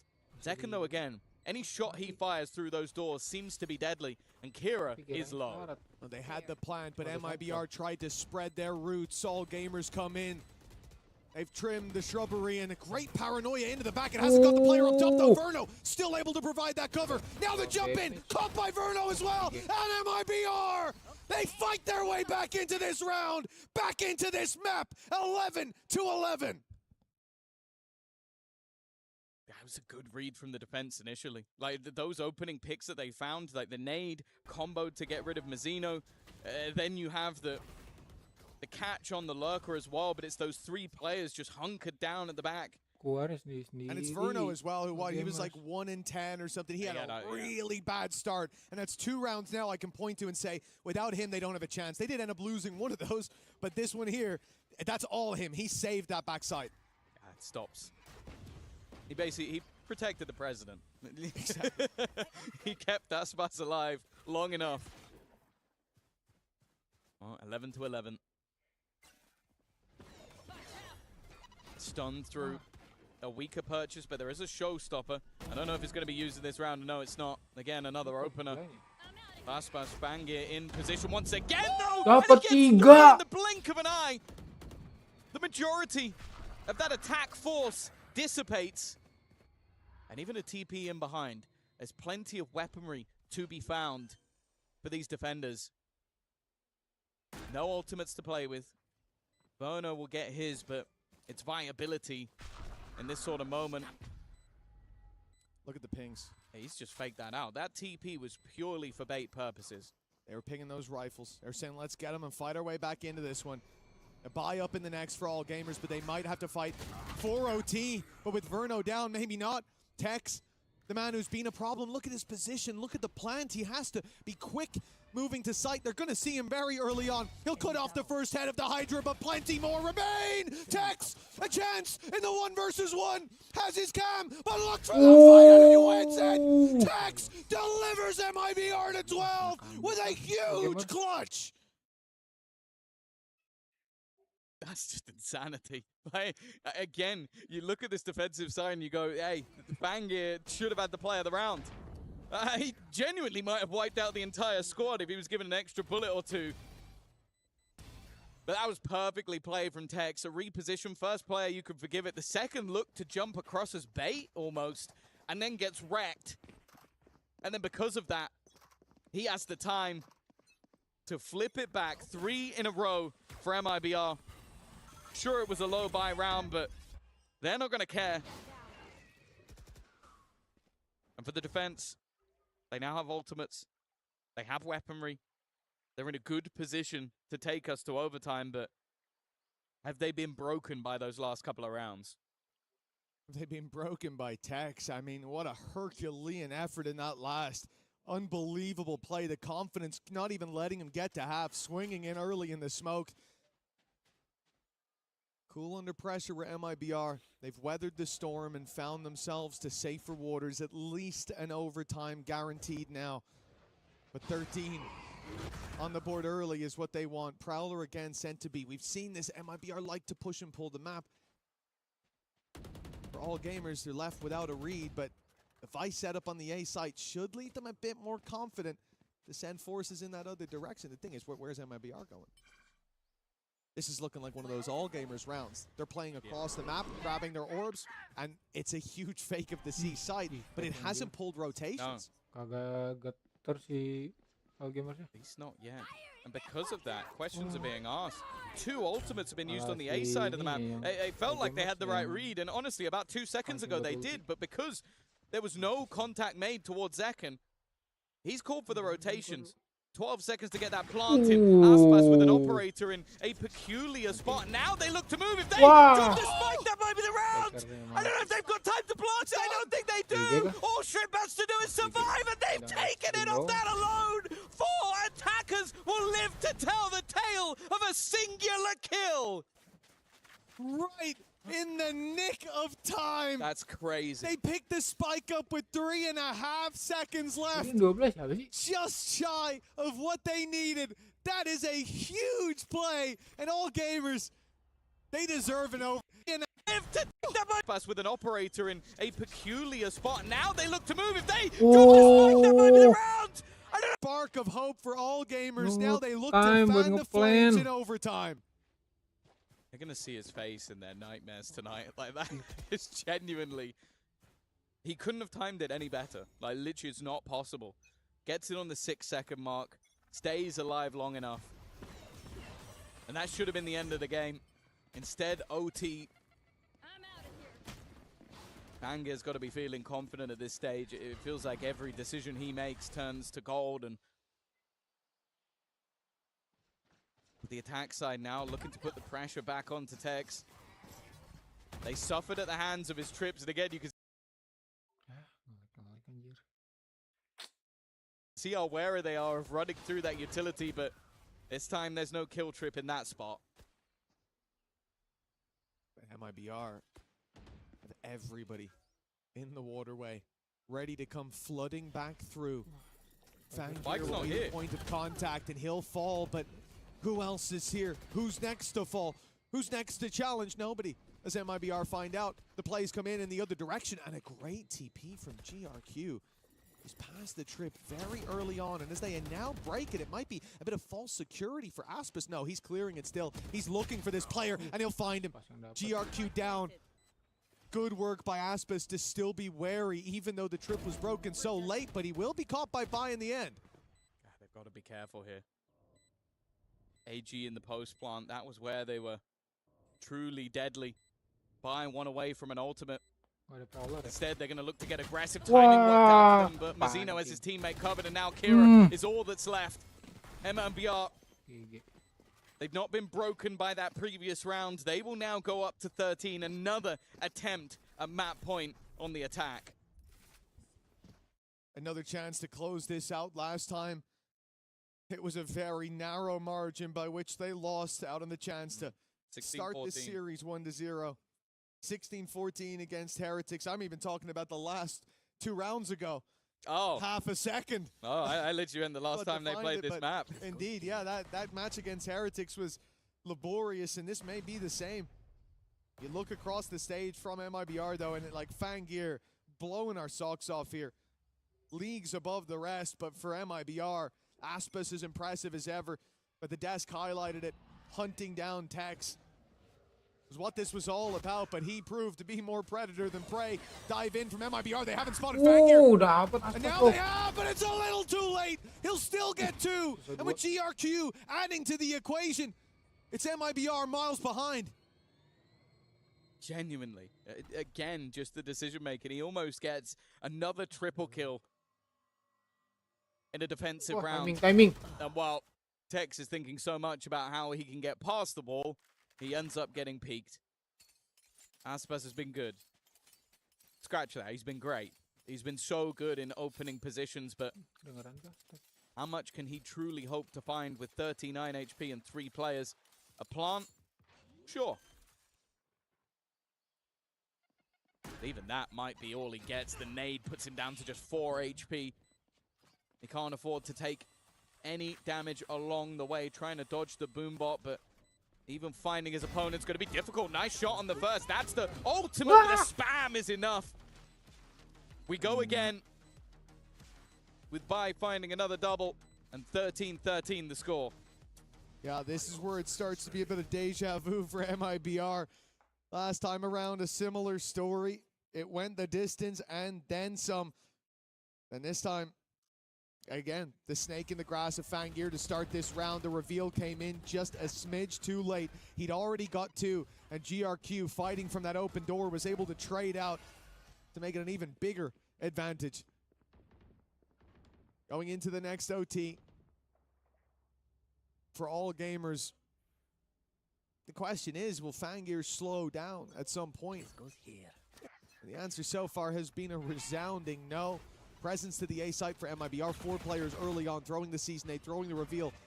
Nothing seen, as now the pace picked up by all gamers, and you expect a very direct hit. Tex is going to have his work cut out for him in holding this first burst of aggression, trying to snipe one out of the air, but he'll be forced to play the retake now. It's a little bit of damage. Spike to Kira. 1 away from the showstopper. Could play a part in the lane round, but it's Spam actually takes down GRQ. That's a man advantage now. Another opening kill for Aspas to add to the ever-growing collection. Already, though, Fang is there again, and even with the fallback, finally has fallen down, but there's that showstopper. And now Tex is all that resides once again, and it's Kira to close. 3 kills for the Rays. Lead taken, and the first map point now for all gamers. Their first chance to close out this series, as said. It felt like they deserved the overtime. It was a crazy first half from this squad. The calls on the attack left MIBR guessing, and they never found the answers that they needed. Now they call a timeout in a series, in a map that they had the chance to close out more than once. And now they have to fight for survival, with Aspas topping the board, 27 there, but Fangir, the one drawing all our eyes. He has looked like the star of the show just in that last round from the top rope, denying all that space that they were attempting to take back through. It's been so fun to watch, and I do keep waiting for that moment where he slows down. I think the worst I've seen from him is a single missed op shot, but the round before he got 4, so I'll forgive him. I'd almost be a little bit nervous as well if I'm MIBR to take a pause, because you think back and it's been the all gamers pauses that have gone straight into round victories. I think again, Ed 101 has been sublime, and whatever's been said to these players, be it from losing a streak of 4 rounds in a row to immediate winning 3 of the next 4, the same in the first half as well, 4-4, 8-4 half ending after the pause. He's been impeccable. And now, well, all they need is one. And MIBR have gifted that pause over to the other side. I will say all gamers had the same opportunity to take a pause, but evidently whatever's been said by the players, he didn't feel like it was necessary on his side. Well, all gamers, they've really grown into this map. They certainly did into the attack side. Now their defense to be tested from what we've seen, especially for Fangir, but the squad overall, every leaf has been a flower, and now they bloom late, but just in time. MIBR look to go direct to the A side, and this is not ideal for all gamers. A 4-man stack up on C. They had read the favorite site of this attack side, but things change here in overtime, here after the pause. The A side is wide open. The Vice utility is there, of course, but nobody to do anything off the back of it. The door opens and the Thorns activate. This may send MIBR back towards this B side. You don't really want to play that Vice setup, and you don't know how many players are there. It could be easier to go for the split, but that will work in all gamers' favor if it's attempted. Well, the terrifying thing as well is, if anything, if you're MIBR, you want those more contacty plays, because the retakes coming out from all gamers have been their best work. Nice shot from Tex, though. He was under serious pressure and manages to get rid of Fangir. He's been the tip of the spear in all of the retakes. Think about it. Using that overdrive, getting in their face while they put the ults through. Him being gone could give them another opportunity. Well, that's it. We were waiting. What happens when Fangir goes quiet? Well, now a 4v4, and it's all gamers' chance to break back into this. A C's nade thrown down below, a slow at least to buy some time, and the Paranoia does the same. The clock keeps ticking. And now Kira finds the first shrimp with another. Okay, the numbers thin, and MIBR are left with just second, standing against the rising tide of all gamers. The tap on the spike, the swing needed. Now it's already half. He'll get the first, but he won't get anything else. All gamers wash MIBR away. 15-13, taking the lead and taking the dub.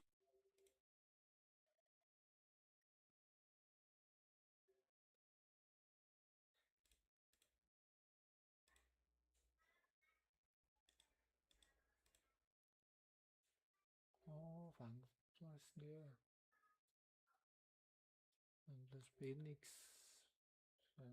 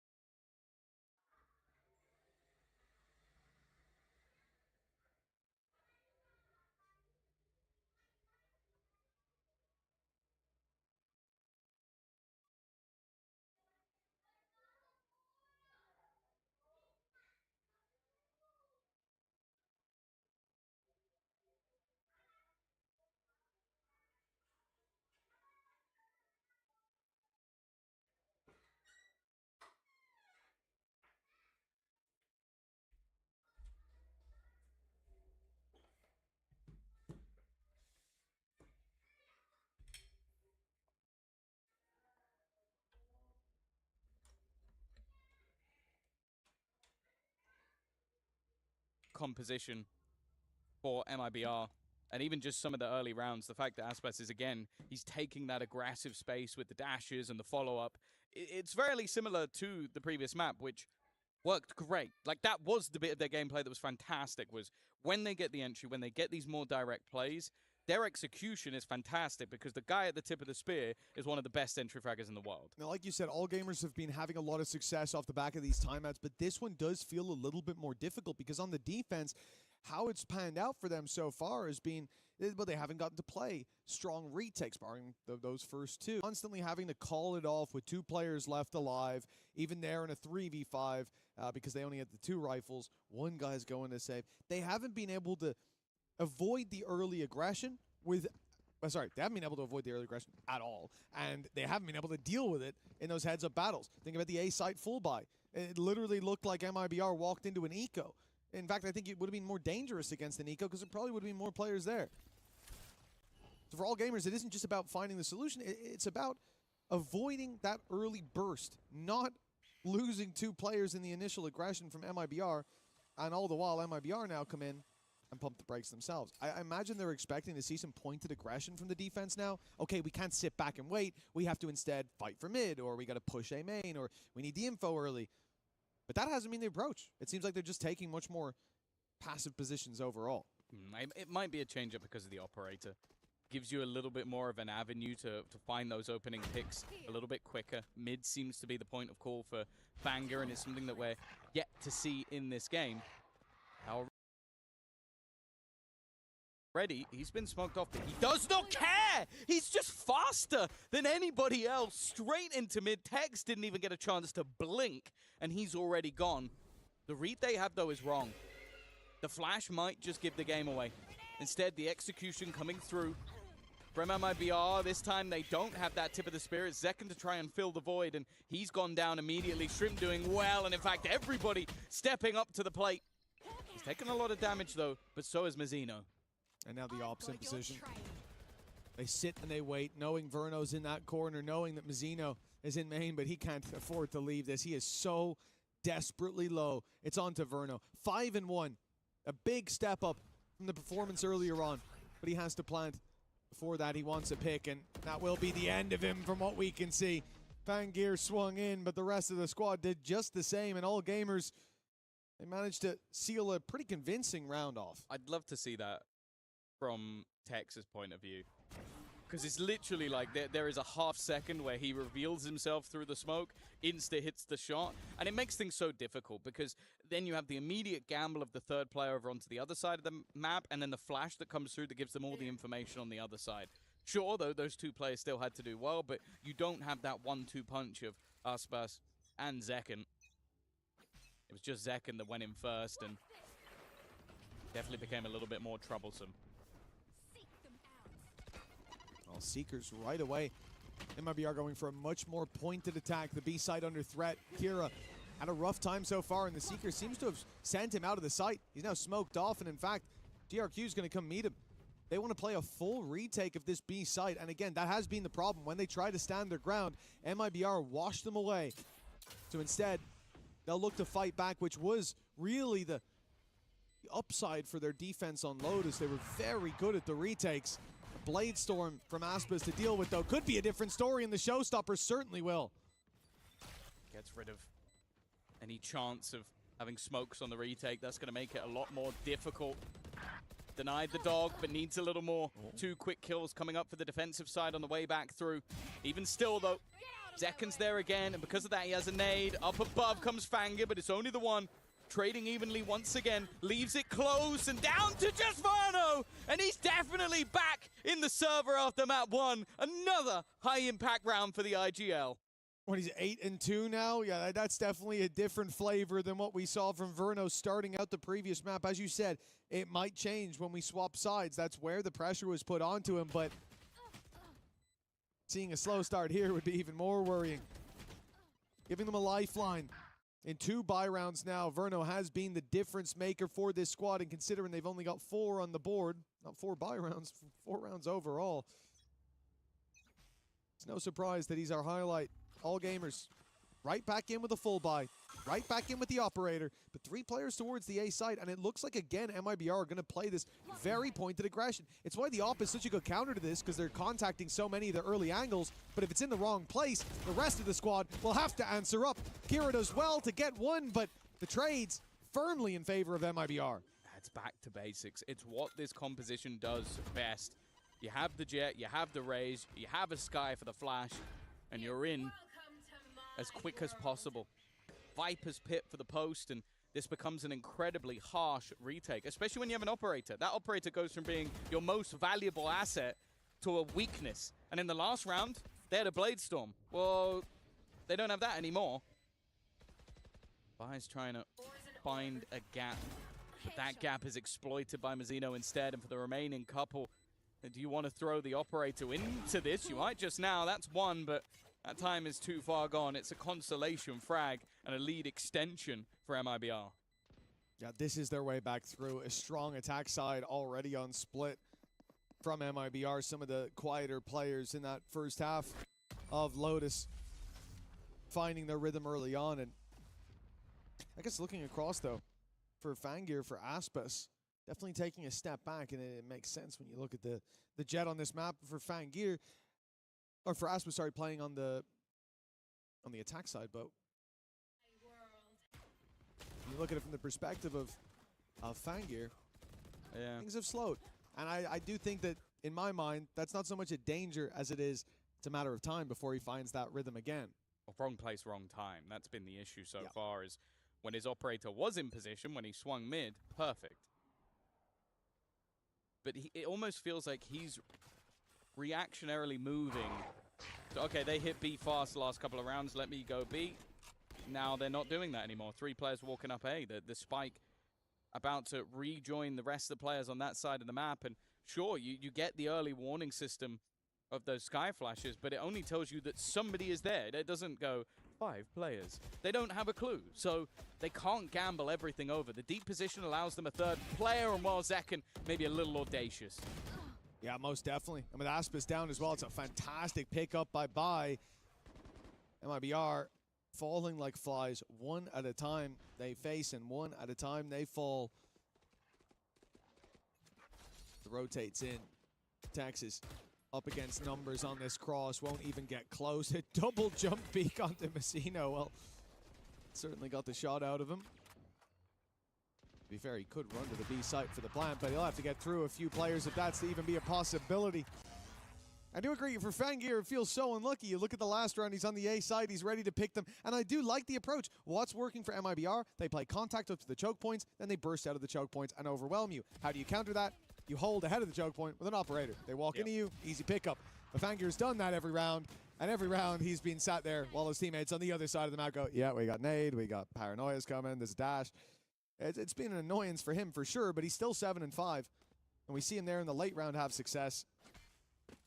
Just wait till he's on the right side of the map. Maybe this will be the one. It's looking like more of a mid-press for MIBR.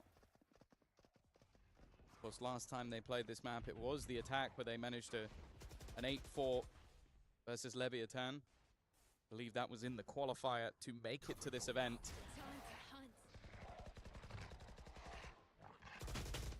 Where they sent the previous Masters winners packing already. Verno, who has been the best player so far for MIBR, is gone from this round, and not only does that cause the problem of your top fragger going down, but also your smokes, your paranoia. Leaves you with limited utility with this double duelist, and we're right back to contact again, but that contact has a pop flash ready, and the pop flash has blinded a couple, but nobody actually reacts off it. I think that's going to give the game away. The smoke is delaying slightly, but this looks now like an A hit. The fake goes through towards the B site. That will keep them in position a moment longer, but it thins the herd for MIBR.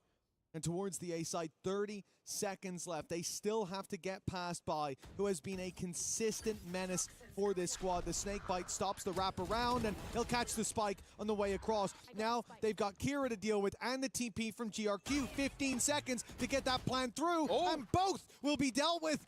MIBR looked like they were against all odds, but now it's back to even. Kira could have just played the time, but I felt like an attempt to be a hero, maybe not realizing that Tex was still up above, and instead gave them a way back into the round. The duo that was so impactful over on Lotus. Can they drag home around? It's patient from the attack. They're not giving anything. You can even see it. Fangir is expecting a wraparound, fully looking towards the heavens. And again, the second the dash is sent out, Tex is there to punish. Every single movement ability that before his eyes ended up with the death of an All Gamers player. Yeah, great work by Tex as well. That backside hold. He ends up finding a triple, and then all the while waiting for the wraparound to come in. This round did not look like it was going to come even close for MIBR. 2 versus 4. A player waiting on the A side. The TP taken from GRQ. It was even a 5v2. No, because Bai was alive initially, getting picked off on the cross. And to end up with control back in your favor there is definitely something that's going to put a smile on your face. A little bit of a tech pause coming in from All Gamers. We're getting towards the end of the half. I think it's a good moment for players to take a breather as well, though. Yeah, I think, to be honest, the moment in that round that fully felt like a bit of a throw was when Kira Blast packs up. It's like, you want the kill badly enough that you're going to try and offset your opponent, but if you just sit in the back with the showstopper, there really is nothing they can do, and all you have to do is get one. They also don't know that he's there at that point, right? They knew about the TP from GRQ, or at least they could assume it. They knew about Bai, but they hadn't spotted Kira, unless I'm mistaken. And so even the showstopper activated, even just sitting there, there's a chance that they're so pigeonholed on the time, because it was like 10 seconds left to plant, that they just rush in to go for it. And you get the pickup, you get the round. It's a little over-eager, a little jumpy. I don't try and close the round The thing out. is, I don't hate the showstopper with, like, what was it, like 15 to 18 seconds left. It's more so just wait. Yeah, if you just stand there, they then have to run at you. And I think that's actually what Tex did fantastically, was just, okay, just wait, and a player flies into his crosshair. It's like, okay, it's not a bad one. But it's a good recovery. And finally, one of those cut rounds actually going the way of MIBR. I think back to the first map, and a lot of the time it was them with the advantages. You mentioned it with the opening jewels. They were getting a lot of them. And then All Gamers were able to fight back. Half equal at a minimum, and considering they lost pistol in second round for MIBR, this is already a pretty decent half on the attack. But they're going to want a little bit more. And right back to regular programming, it's looking like a fast A hit.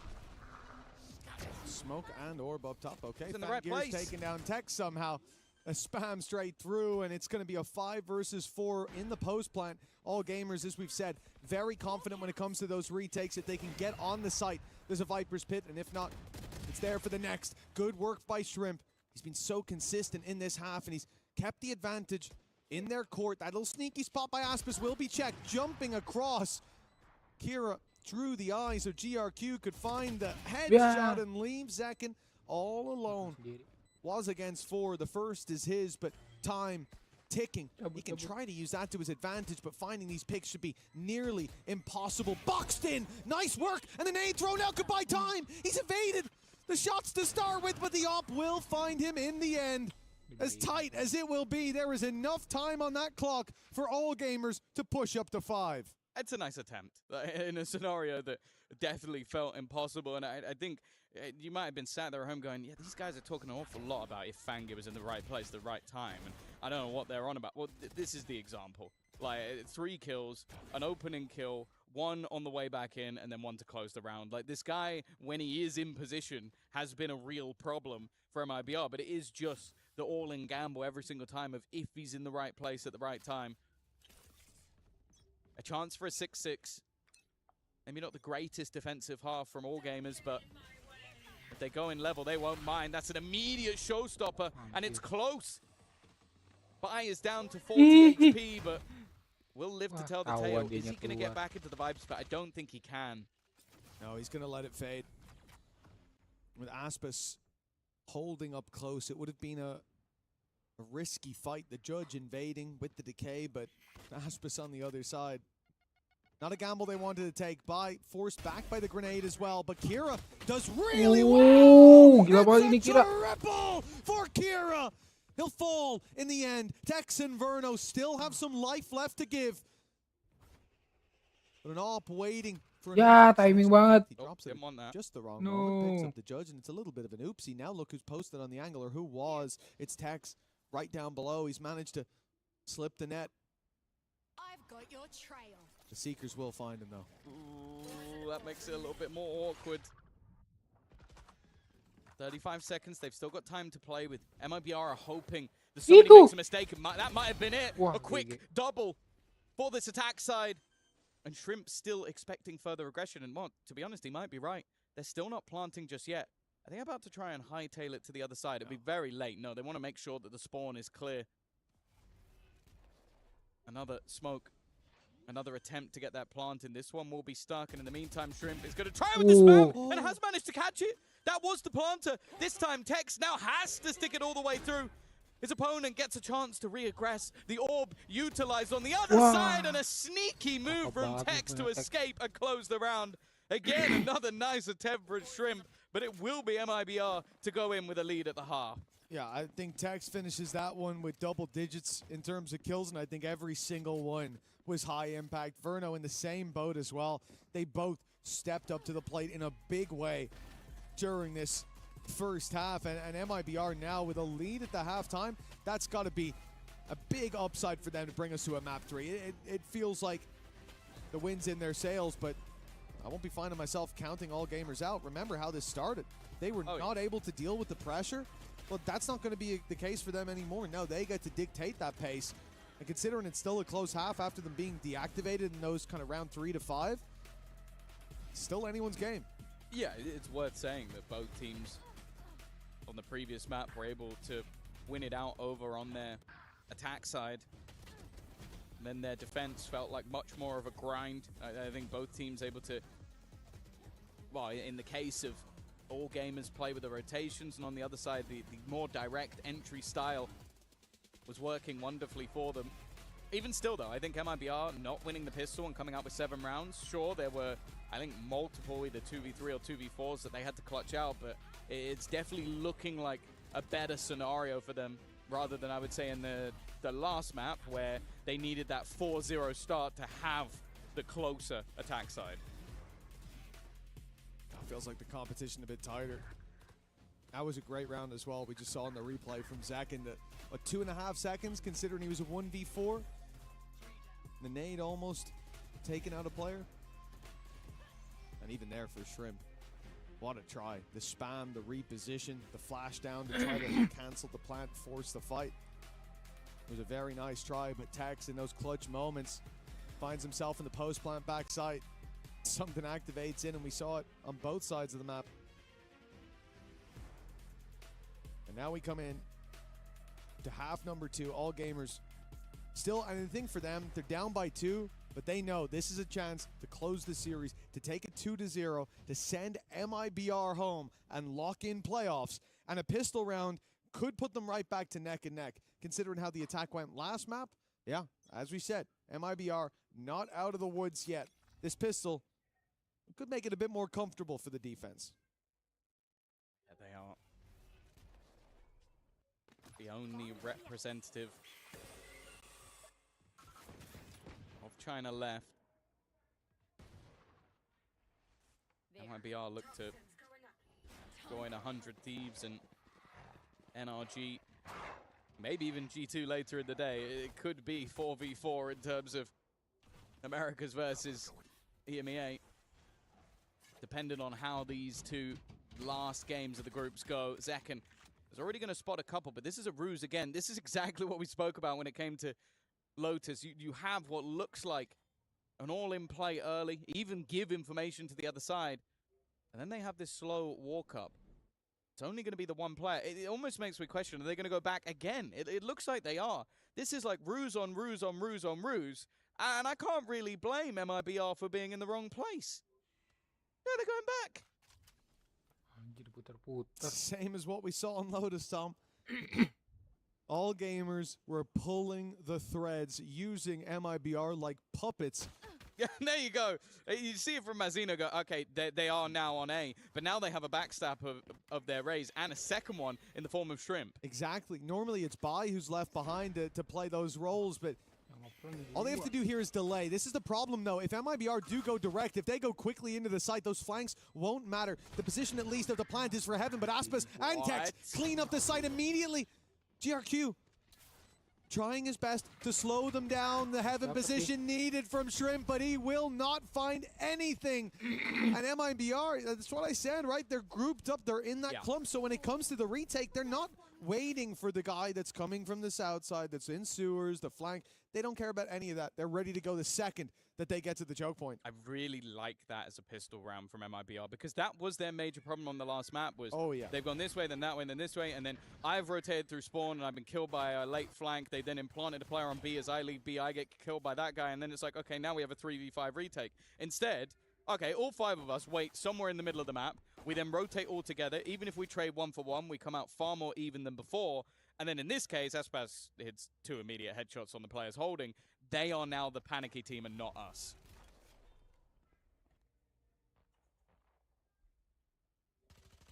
It's going to be a full eco from all gamers, as you'd expect.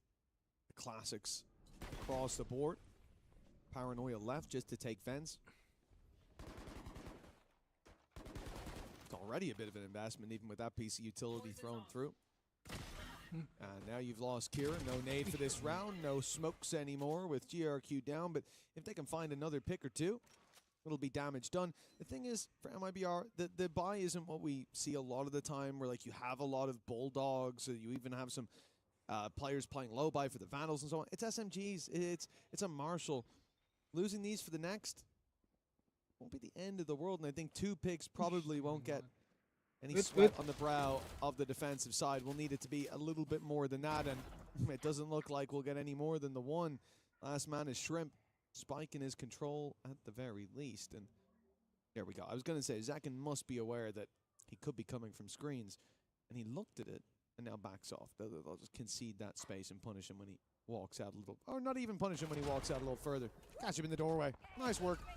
MIBR with 9. And I think they did a good job of avoiding the real dangers around mid there. Yeah, I think this looked like a round of just like, let's make sure we get the conversion. Everybody has a weapon. We have a chance to farm up orbs. We can go for something risky in close range. Like, I think Split allows you to do that. Like, you can play some angles where, firstly, if anybody has light shields, that Spectre can do a lot of work. Same with the Stinger. But also, if they don't, if I sit on a tight angle, I have a chance to win that battle. So it means that the likelihood of winning this round is a lot less than if you go for all the rifles. But also it means that you're not going to have crazy costly rounds if you lose those rifles. Yeah, you're not going to have weapons recovered by the opponents that are really that scary up against you. And with the way that the economy is going, they'll have an operator as soon as they want it in the hands of Aspas. Or light shields. Indeed. For all gamers, there's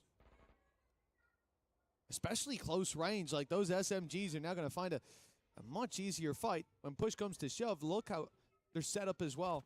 Initially, there was the attempt of a crossfire in mid, but there is still that setup towards A main. From what we can see, all gamers want to take it in this direction. 2 mid, Spike outside A. It's just clearly going to be a split there, and I think that info should be pieced together by the defense by now. Maybe not. They might think that they've gone back on A main, I suppose. Re-clear of the flash in B. Very soon, all gamers are going to have rotations coming their way or a flank underway. It's time to pick up the pace. Oh, a tight low angle that's not been cleared. Tex is the snake in the grass. A chance to do so much damage first and the second as well. This gives Aspas an opportunity. Bear in mind those light shields, and that's where the Spectre is all the more deadly. He's landed his shots and left it all onto Bai. And they don't have to peek. They can just wait for him to go for a plant. There's only 15 seconds. He doesn't have much on the clock to play with. He's being flanked as well. There's still a flash available, and he desperately needs someone to fight him. And when they do, Mazzino wins the fight at range. A fantastic round from Tex. And I'll be honest, that duo of Tex and Aspas is not necessarily one. You look at their roles, you go, well, they're not going to play in tandem. But the way they play off of each other is genuinely fantastic. Yeah, and this is the thing. When you leave the clock that low, you're pushing in towards the site. Still, there was like 40 seconds left. They have enough time, but it's that tiny little gap from Tex for him to be able to fly under the radar like that, for them to not have the utility to clear it out. Like, you're pushing towards that A site, a boom bot, a dog, something has to clear it, but it doesn't And that narrow gap left. And that's the thing. Every time that Tex has been in that position, you think of the first half, his backside plays on both sides. Right there as well. You give him a chance, he takes it and runs to the bank with it every single time. For MIBR, look, that last map, Lotus in general has been a problem for them in the last 2 series that they've played, but bouncing back like this, if this is a dominant win, I think third map favor swaps massively in my mind. But I have adored how all gamers have played the attack so far. I really don't think it's over just yet. Even look at that pistol round. They did manage to sell the fake, but MIBR were too quick on the retake. And I guess that's the other question, is have MIBR adapted to that slow style? Because they certainly had I think they have. the read. I also think as well, the thing I like there from Aspas is the patience. He knows his teammate has a play, he lets him make the play, and then goes for his own. Like, it's good synergy. And well, now a chance to farm up orbs towards the ultimate. And even see Kira shying away. Does seem like Kira's more of a ruse in this scenario, though. 3 players already taking deep control. Zekken, well aware of the position that has been lost. And the closer they get, the more deadly their weapons become. Oh, nice work from Bai. That's Tex down already. The wall falling. Doesn't go down in time for Zekken to catch them on that cross. But he has called for the rotation. He's heard it. Verno now knows to give up that heaven space. The smoke in to make it uncomfortable, but the dog clears everything behind it. Flashback out could come through, though. Look at this sneaky little position from Mazino! A triple again! MIBR strike from the shadows, and all gamers can't quite adjust. The ace might be stolen, but it's all smiles from Mazino. As MIBR looked to take this in dominant fashion. That was such a nice setup. He got in that smoke just at the right moment, and no one was looking his way. Yeah, maybe not a round that you expected to need a play like this, but I don't think it's going to do any harm. And that's the thing, like, you're able to come back in moments where it looked like it was about to slip away. And 11-5, they are now far and away from all gamers. And from that map 1, a map that ended in overtime, a map that showed the caliber of players, but their own map choice of split is looking like more of a blunder. Now, the operator purchased up for Fangir, him being 1 away from Bladestorm as well. Gives them opportunities, but his counterpart in Aspas has also bought up that operator and is also 1 away from the Bladestorm, so swings and roundabouts. Minute 5 on the clock, and the AWP now rings out, but the shot doesn't land. All gamers at least know where that is now, but what to do with that is the question. 55, and they're spreading the default. Mid, off limits with the Viper's Pit. A with the AWP. Guess B seems like the easier choice, and it was moments ago. But that's changed now as the Seekers confirm players towards the B side. Aspas on his way. The operator will be here by the time the push comes in. And mid is still very much defended, for the time being at least. Tex waiting with 2 players on the other side. They're invading the smoke. They're looking for this fight. They found him. That's a huge pick from Bai. But Aspas being in position, deadly as ever. The blade's drawn, but he's put to bed. Trades for now. Keep it workable for all gamers. They'll even get the plant, and that all being dropped. It might be the mistake that cost them the round. Leaves it on to GRQ. It's safe to say he's had his moments throughout this tournament so far, but this one might be enough to cling to life. He spots out the first. That's the easiest one done, but the wraparound already coming through closer than maybe expected, and the blast back is good enough to just completely discombobulate GRQ's aim. That's 12 now for MIBR. 1 away and 7 in a row needed from all gamers. But you know what, Mitch, if they take a pause here, I might just believe in the comeback. I know that, Tom. You've been a day 1 believer of the new 12-5 meta. Well, after they did it. Day 1, I remember. First time they did it, you said, oh, this is a good idea. This is exactly when I want to see that one. Yeah, no, the first time they did it. No, sure. But no, there's not going to be a timeout here. No moment to breathe. Instead, perhaps Ascent is on the horizon for MIBR. What a resurgence. A dominant map here, the choice of all gamers, but I doubt they choose it again. Bangir. Blade Storm is good for one. A clean opener. They should get the plant off that. Where, with no ultimates online, a post plant and a Blade Storm makes it quite difficult to break back in. I am looking at Tex as maybe the one player that has a gap. It's how long that gap stays open for. How long does GRQ face the wrong way? Well, the entire time. And Kira actually hasn't reacted either, just moves into the corner instead. Not wanting to rush to take that fight, but Second has just saved his teammate. That couldn't have been better timing. Fangir, though, seemingly had enough of the blades, wanted to go back to the SMG, and well, either way, whatever it is, it's working. Verno left to try and fight versus 3. It's going to be Shrimp to close.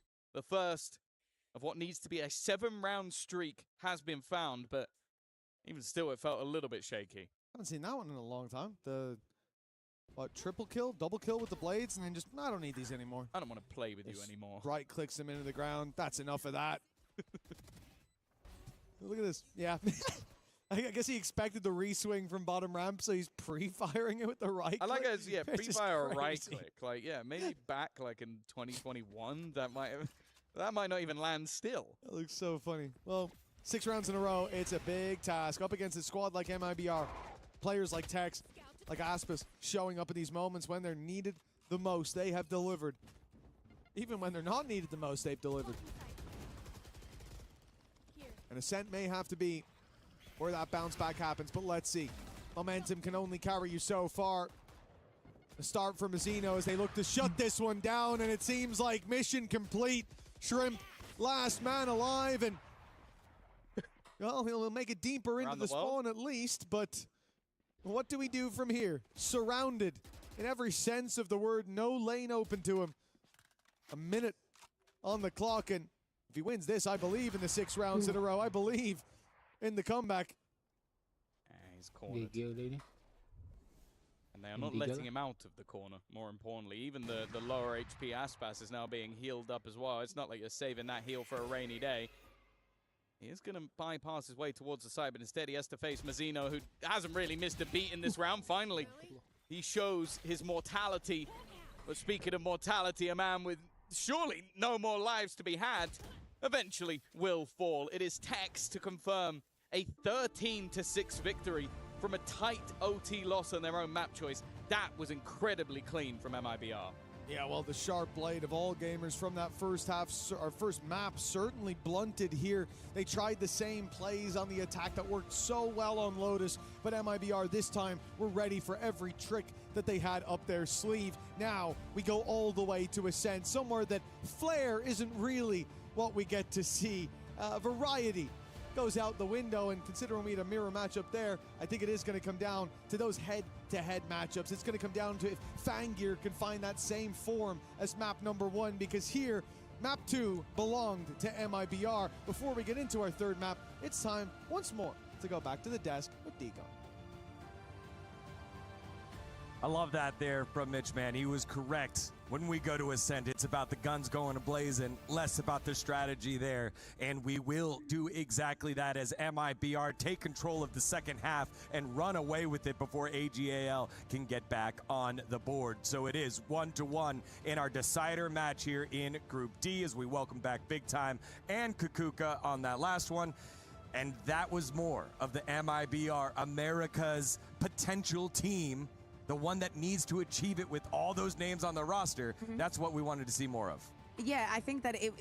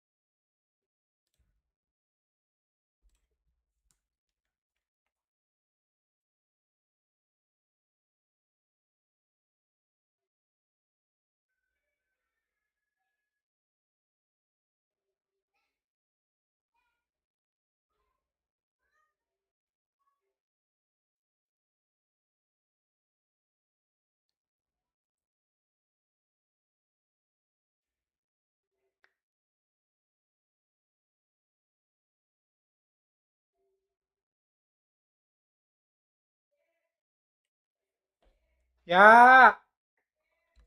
Apa? Ya ya.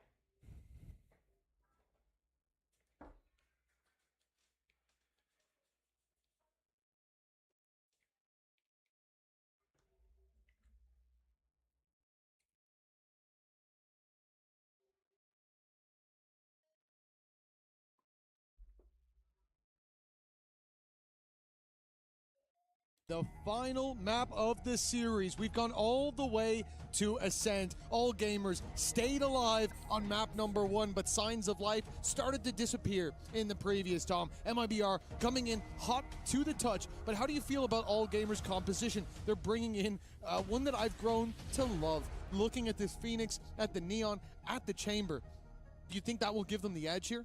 To be honest, the bit I love about this is that you... And when I first saw it, I was like, wait, the guy who was playing Smokes is now playing Phoenix? Because they swap it up directly. Yep. Like, it's Kira really likes the Raze, so he'll play the Raze.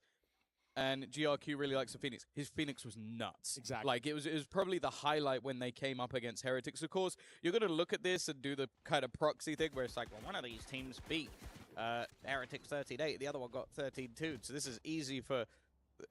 all gamers, right? It's like, no, I don't think it's going to go that way at all. I think the fact that MIBR have gone back here shows that that was more of a blip on the radar, maybe being boomed after taking a defeat earlier in the tournament. This is a different scenario. They've just dominated a map. They come in with most of their players having highlight moments. I think we're in for a very level game. Well, let's hope so. Certainly owed it after that first map, a tight affair. Oh, damage done. Shock Dart chasing down Bangir. He just about manages to TP out in time. But he hasn't run away. He's still waiting for that push-up inside of B main. Stalemate across the map. Flashes and stuns traded out in that short fight. Still no clear direction for the attack just yet. Fangir just moments away from stepping into Verno's angle. 40 HP. Could be an easier fight for the defender, and just depends if that one tap could be landed. The jump peak with 40 HP is crazy, and he's left down to 1. They're pincering though. The flank coming in, and the defenders know this. I like this from Verno. He knew if he sits back and waits, he's going to get pressure from behind. The dart is going to help him out massively. The paranoia nullified, and Verno is having a crazy round once again. And now his teammates are looking to try and wrap him. Kira, though, has given an opportunity, but they're both so desperately low that it ended easy for MIBR. Verno, a hero once more in the early rounds. Yeah, huge work by Verno. I don't know how that reveal didn't get broken. It allows a second pulse out, and that, I think, gives him the upper hand in the third fight. Indeed, yeah, panic, mistakes made there as Verno holds the line. I like the idea as well from MIBR. It was a stalemate for so long, but they were ready to push B main. They were ready to fight on short, more so ready to fight A main. And the second that push comes in through mid, they're like, okay, now we gotta go. We go back, we're dead, but we go forward, we have a chance. And that chance converts to a round win. Is that a round 2 Odin? I don't think it's round 3, so yeah. That's the Toadin. It's a nice strategy, I have to say. I love it. You look at the trips that are in play here. The idea, if they go straight through a mid flood, you're going to already deal with them quite easily. It's shooting. I really want him to get one shot. Then you've got that reveal that would come off the back of it. Oh, there was a chance for a second. There was a chance. He gave him a moment to aim, but not to pull the trigger, at least. Yeah, okay. They've managed to bypass his angle, but he's given it up. Has second for support. The only other real rifle, but Mazzino, he ended that last map. I think it was like there was 2 rounds where he came up with like 7 or 8 kills. Like just Mazzino just popped off, and that does make me a little bit more worried for all gamers that it does seem like every single member of this squad has started to rise to the occasion. I know that at times there's been a lot of criticism of a player like Tex, but I think in this series he's been one of their best players. And while a very clean second round coming out from MIBR, the Odin hasn't been lost. And we'll be coming back in to what is a bonus round, which, I'll be honest, you don't normally see an Odin in a bonus round. No, you really don't. It's a problem to deal with. It is a different setup, though, from MIBR. This time, Odin's going to be sent towards the B side. Again, it's going to be that heads-up duel with Fangir, who has lost 2 in a row, which I wouldn't want to fight him at this point. Not feeling the odds that he loses another, but hold on. Aspas is walking up on him, and there it is. Fangir landing the shot. Fool him once, maybe even twice, but an old saying in Texas. Tennessee, maybe Texas. A chance now for 3 for MIBR, seeming less likely. What's the saying? Fool me once. Shame on. Oh. Shame on you. Fool me, can't get fooled again. I thought from Tennessee it was, are you from Tennessee? Or are you from Tennessee because you're the only 10 I see? That was excellent. Are There you you from go. 10 IC? There you go. Because you're in Tennessee. Exactly. That's the only saying I know from that. Fool me once. I don't know where that's from. That was exquisite. Okay. Well, all gamers on their way to the A site. There is a big setup waiting for them here. A lot of trips, as they've just found out, in an easy spam for Mazzino. That's not the only one. There's another kill trip on the back in the camera, landing a tag, and maybe a little bit more. The door's gotten in the way. Saved today for now, at least. Tex, well, as difficult as he normally is to deal with, they've got him in one, and now the Op Odin retake. They might not want to go for this anymore, but Verno, he's giving them a chance. It's so close. The shoelaces taken off of Shrimp. GRQ tagged heavy as well. Down to one. The Odin spam would be enough. He needs to tuck in that corner. He needs to find a safe haven. And Zekken doesn't know how desperately low that player is. He'll still be peeking in with the op, and it's a death sentence. Verno, 5 and 1. The ult to deal with. He's found him to start with. The spam can take him down with ease. And now just but the mag runs dry. All gamers just about finding the round. It's a weird one because normally going out of a bonus round, you'd sit there and go, okay, that's not great. But they had an operator and an Odin. So and the op went in the hands of the opponent. It was barely a bonus at that point. It had a lot of bite too. I think Mazzino did fantastically well to play off of the utility that was thrown in front. But they actually do still have enough to buy him with another operator. Sure, it's at the cost of Mazzino, who's been their best player so far, so maybe a little bit surprising to see him have to take the bullet. But then also, the operator's on the other hand for Fangir, which I wouldn't want to give him that for free. Aspis is going to be sent back. Blaze has bought them space. Bought them safe passage through middle, although Fangir's looking to fill in the space after. He can't cross anymore. Not without looking for a fight. So short's going to be his responsibility. All gamers gearing up for an A play. If he pings him, then there's a chance that you can maybe get the kill with a wallbang. Instead, it's going to be the Hunter's Fury thrown out, almost seemingly off nothing, and that's an early double for Verno. He's been playing incredibly well so far. And one, and then out, and in fact, no, Aspas feeling confident, goes for the repeat, the swing off his contact from Tex, and this trap setup has worked, well, I want to say more than perfectly. That is as good as that could have gone. And this has been the case. Looking at the last map, you said it, it's an unusual pairing, but Aspas and Tex get so much work done together. Kira, you are dead to rights here. Big stun landed. But that Tex cam was just enough for the contact of the Hunter's Fury. Because you've got to be sat there as the attacking side going, why the hell have they randomly popped top mid? Who Hunter's Fury straight into top mid? But it's because they can see them on the cam. Like, he's able to get just that little pixel of information and go, look, there's guys here in a narrow laneway. If you line this up, you're going to get a couple of opening kills. That's really lovely stuff coming out from MIBR. Yeah. A sneaky little play that ends up sending all gamers down to an eco. Round number 5.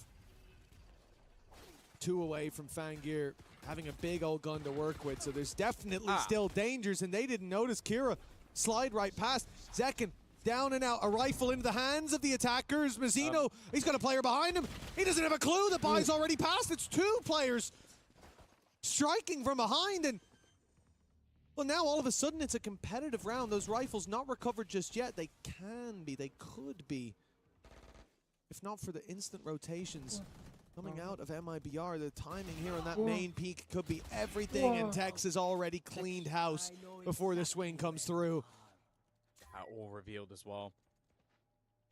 Looked like that was going to get seriously dangerous, and then Tex basically dropped in alone. Like, it was a little bit risky, but because they didn't have the plant down, he just looks for a timing. And unfortunately for all gamers, I think one of the first players he drops is the spike underneath Balk, which as a place to drop the spike, it's about as bad as it could be for where the remainder are. Still, a little bit of initial damage coming out from the side of all gamers.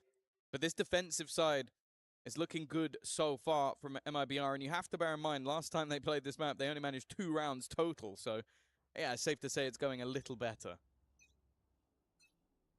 Indeed.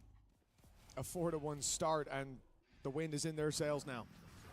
For all gamers, oh, that paranoia has landed, but doesn't look like they're going to continue the push, and MIBR sitting back, sitting safe up against these rifles. Now, one of the things I'm curious to see, because Lotus, it was much easier to push and pull that map. They attempted it on split, but MIBR did not fall for it anymore. They had the responses, they had the reactions, and now here on Ascent, I'm curious to see how this attack side will shape up. We've had a lot of failures here with the slower plays, and now an attempt to start with a bit of control towards the A site, late move back in the other direction, but again, MIBR haven't moved.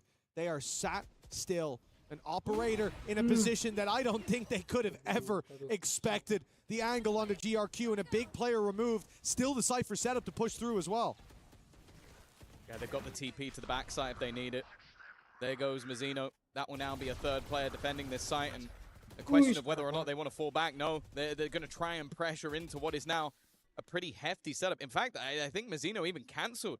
He was like, you know what? I'm going to TP, then realized that Aspas has already rotated in and went, I don't need to. Let's hold up the other side of the map just in case.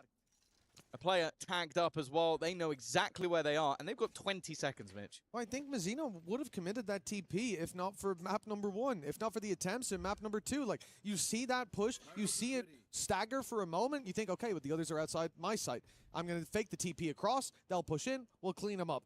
This time it was a more direct play from all gamers. The problem is, as they decide to save, they're not allowed to. Zekken, one side of the trash compactor as the walls close in, a couple seconds left, and I guess we'll never know if he saved the weapon. That's how it goes sometimes. That's life. They did celebrate very quickly, so I'm going to assume they killed him. Hi in April. I'm going based off purely celebrations. No one wants to hear that. Yeah, see? See, there you go. No, we know. I guess we'll never know. We know. He doesn't have a gun. We definitely know. Might drop them. See, as said, my read of body language and celebrations. Oh, yeah. It's possible. Right, Drop cool. into teammate. Yeah, Anyway, moving away from Mitch's idiocy. 5-1. Defensive side building. And now those pauses that we spoke about in map number 1 become imperative. They need to find a response here. Sure, versus Heretics, it was a pretty horrific attack side and coming out from MIBR, and a great defensive side on the other side of things, with both Shrimp and GRQ having a performance to remember. But as of right now, they're getting shut down before the round even seems to get started. Like, they're looking to try and take control. They're failing. They're looking to try and almost sell fakes. It's failing. They can't hold on to mid. They're losing it to the operator and set trap plays. Bono's in form. We've seen Mazzino have a decent couple of rounds. Tex has been fantastic throughout the series. And the funny thing is, right now, Aspas and Zekken are at the bottom of the board. They haven't had a whole lot to do in this matchup. Now, one thing that was building up into the last round were those ultimates. Shrimp, Bangir, and GRQ have weaponry to play with. But can they make something work here?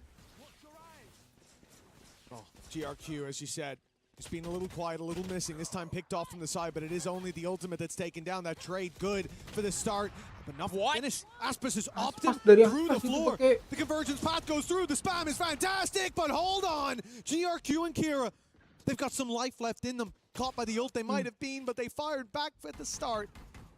Now it's Kira. Alone, he was getting some great shots in that first look at second. So quick to walk through. Kira could never expect that level of aggression. And for MIBR, a 6th round locked in. There was definitely a bit of danger there, but considering the ulti's thrown by the other side, that's just fine. Yeah, they throw in the running back even while not having a weapon into the hands of the player using it, but it was basically just take space, try and trade.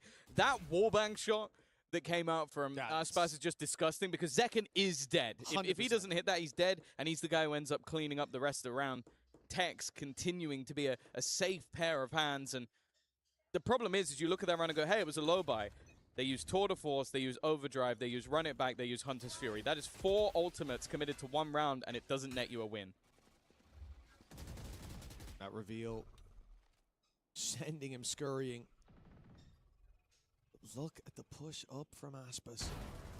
Aggression cancelled by all gamers for a moment. Now they start to fight inside of B main. Aspis loses his TP back. He's a player pushed out on short to help him. The drone is going to send him flying. Dash out, but now look who's stuck in mid. Mazino has to stand his ground, has to stand tall, and that he does. A double kill on the Phantom. They were so pigeonholed on trying to deal with Aspis, they forgot that he might have had help. Even still, that is Mazino over-delivering. Yeah, Like, 100%. You're supposed to keep him alive. Instead, you've taken 2 bodies in response. That's got to be infuriating. As said, this is the best we've seen MLBR look so far this tournament. Sure, they had those blowout games initially, but everybody can have a round, can have a moment.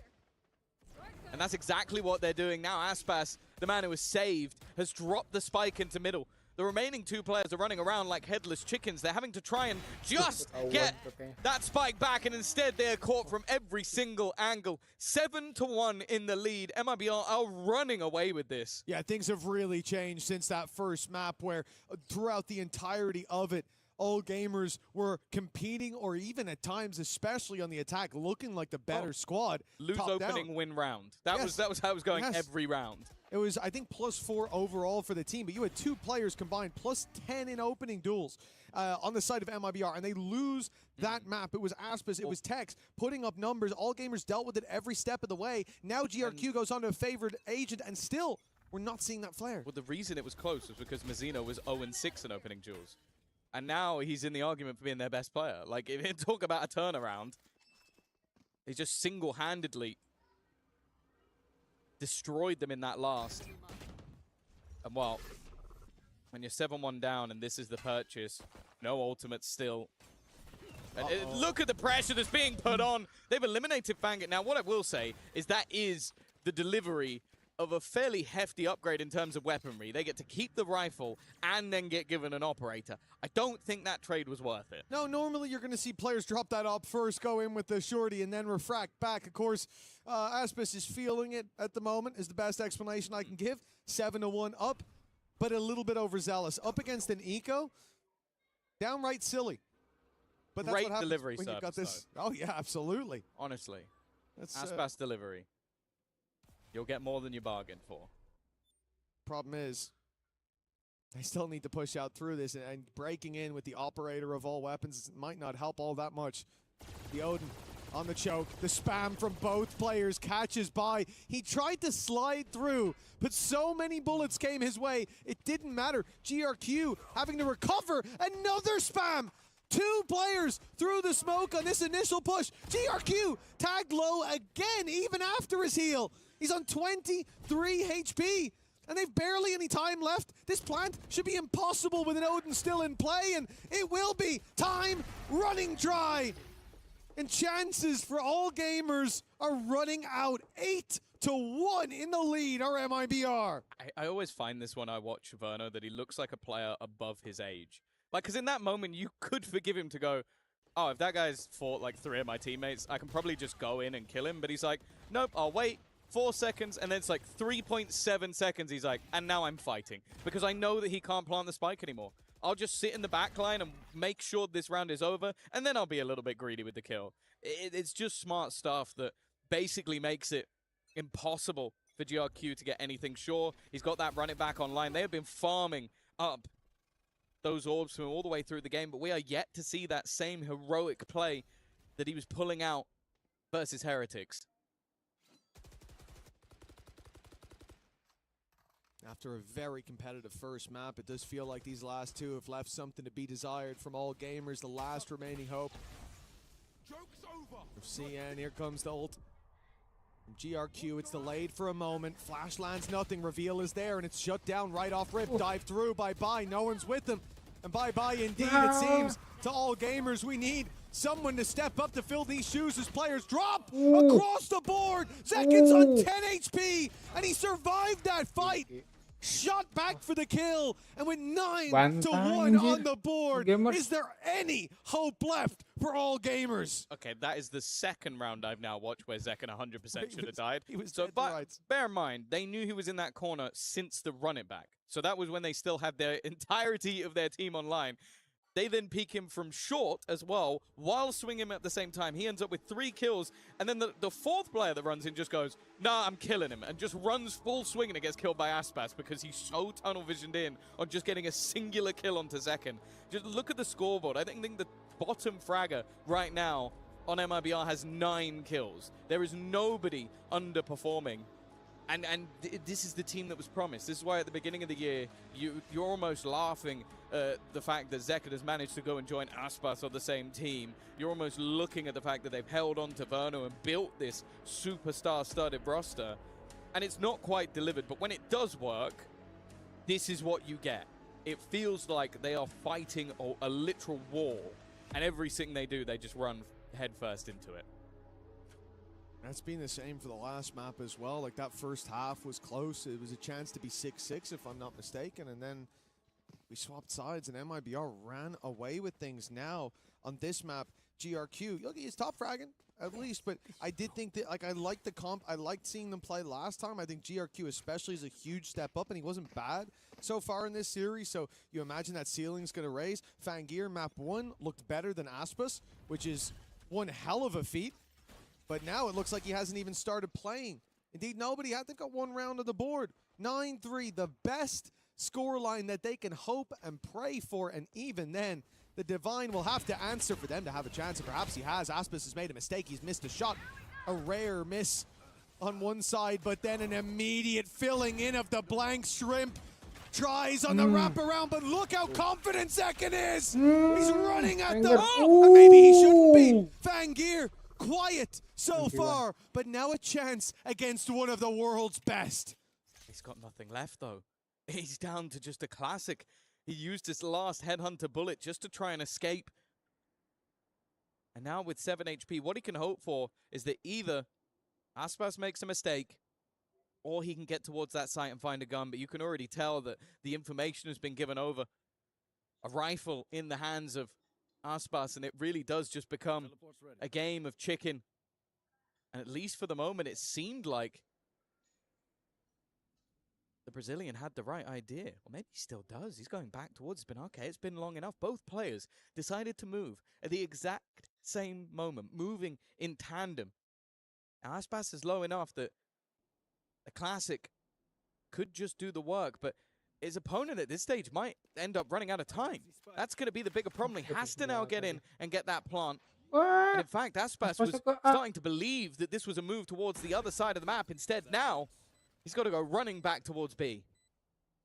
And there's a TP available for Fangir, but he's not going to take the risk of even placing, and he doesn't know how close Aspas is. Of course, Aspas went to A thinking the spike had maybe been taken. He hadn't seen it for so long.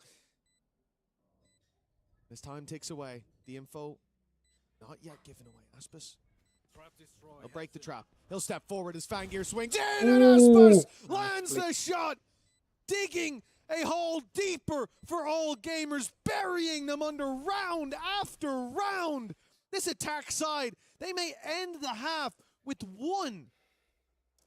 It's looking more and more likely as they go by. An incredibly nice attempt from Fangir. This round shouldn't have been particularly close, especially after Zekken put him so desperately low and just seemed to have it dead to rights. This correction with a singular bullet left seemed like it might have been enough, but in the end, the final boss, look at the scoreboard, 11-11, 11-11, 10. Like, there really has just not been a missing piece to the MIBR puzzle. And wow, Zekken's getting more and more confident. In fact, this isn't just sheer rundown. Bai is having to just try and hold on for life, and even an escape route doesn't exist. They are being surrounded, choked out, and they think maybe, okay, is this the open site? Is it the one that nobody's holding? No, it isn't. There's still 1, now 2, now 3 and a 4th. Wrapping round, and well, it was Verno to close 11-1. The team that faced off against GE is showing up once again. Yeah, listen, I don't think there's many teams out there that would look at especially an elimination match and a qualification match at the same time and say, I'd like to face MIBR in that one. But you definitely don't want to face MIBR in this form. You know how strong of a player someone like Aspas can be. We've seen Tex from the very get-go be activated, but but now Mazzino, Verno, they're there alongside him. Zekin looks like he's unkillable. The amount of times I've seen him take what for anyone else would be a death blow and keep on moving.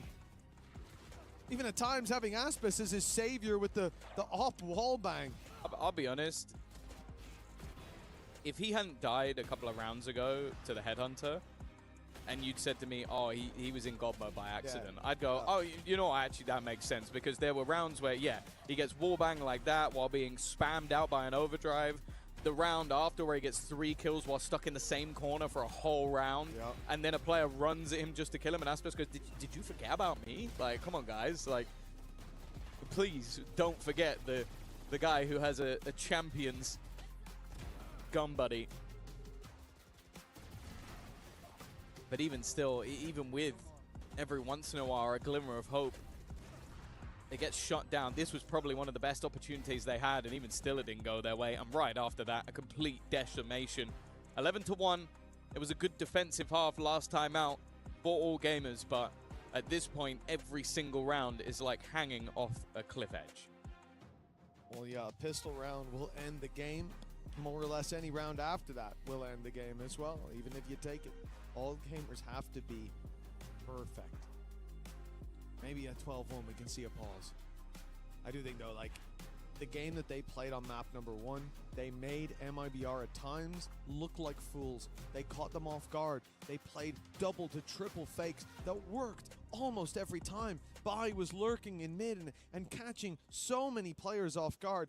But once MIBR realized what was happening, once they had that time between maps to discuss, okay, how should we react to those kind of plays? How should we react to them pushing and pulling like that? Ever since then, they cracked the code, and all gamers haven't had that extra gear to shift into. Now, they need the fan gear. They need the fan gear if they're going to have any chance, and there he is to start it off. Again. Fan gear activated. I don't know what that means if you're still going for a car analogy, but who cares about that at this point? Anything that will work has to come through for all gamers. An opening pick is about the best scenario they've had, but Zekin just looks like he's hit a completely different gear, a different level. In fact, an even scenario, a nice work from GRQ, a player revealed, but they are losing as they go. Just the 2 players underneath. The flash is perfect, and a second round will come through. The lifeline has been garnered, and more importantly, GRQ getting most of those kills gets him closer to that ult. Yeah, perhaps a consolation prize, but you never want to count yourself out. Remember, this isn't a situation where they can rely on a lower bracket. There's no extra layer. There is no safety net to fall into. It's a long way down and a long way back home for all gamers. This pistol guarantees them at least a bit of runway. And I was waiting to see if, as confident as they feel, they go in for the crazy force buy here, but MIBR are looking to get this over as quickly as possible in a more conventional way. Take the eco. Fan gear an opportunity to pick up a couple more orbs, but it's really GRQ you want to see with a few coming out of this. The buy in the next for MIBR could be the beginning of the end. Keeping this clean as well is exactly what they want. All 5 alive for all gamers. It's a good start to the half.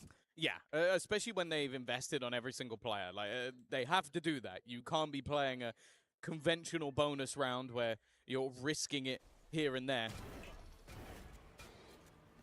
And for Vangir, getting a few additional orbs, it's not going to help him in this next round, but if he could do the work with the operator, he might be getting one for free. The problem is he lost all of his shields, so he's going to come back in with an operator, but no shields alongside it. It's a thin line between another round onto the board and his opponents with an operator on the attack. The buy has been bypassed. Oh, he's just shot, but I don't think they've noticed just yet. Never mind. They turn on a dime, catch him off, but the trades keep on coming in favor of all gamers until they don't. Verno dropping shrimp. Means the spike makes it to the site. Means a 3 versus 2 in the post plant. And there's not much to help All Gamers get back into this. The operator would love a pick, but I think they've spotted it now. They've seen that big gun. Paranoia for Kira can perhaps... In fact, it could catch them all if it's at the right angle, but... Waiting to get into position before it's fired through. It'll find one towards the backside. Clean pickup on Aspis, but Tex was not blinded by it at this point for Fangir. 11-3, you need the round, but the time should be too far gone. And by now it most certainly is with 2 left to get. It's all about orbs. It's all about punishing the attacking side, making it costly, but nothing to be found. No op saved, and 3-piece for Verno gets 12-3 on the board. The beginning of the end is here.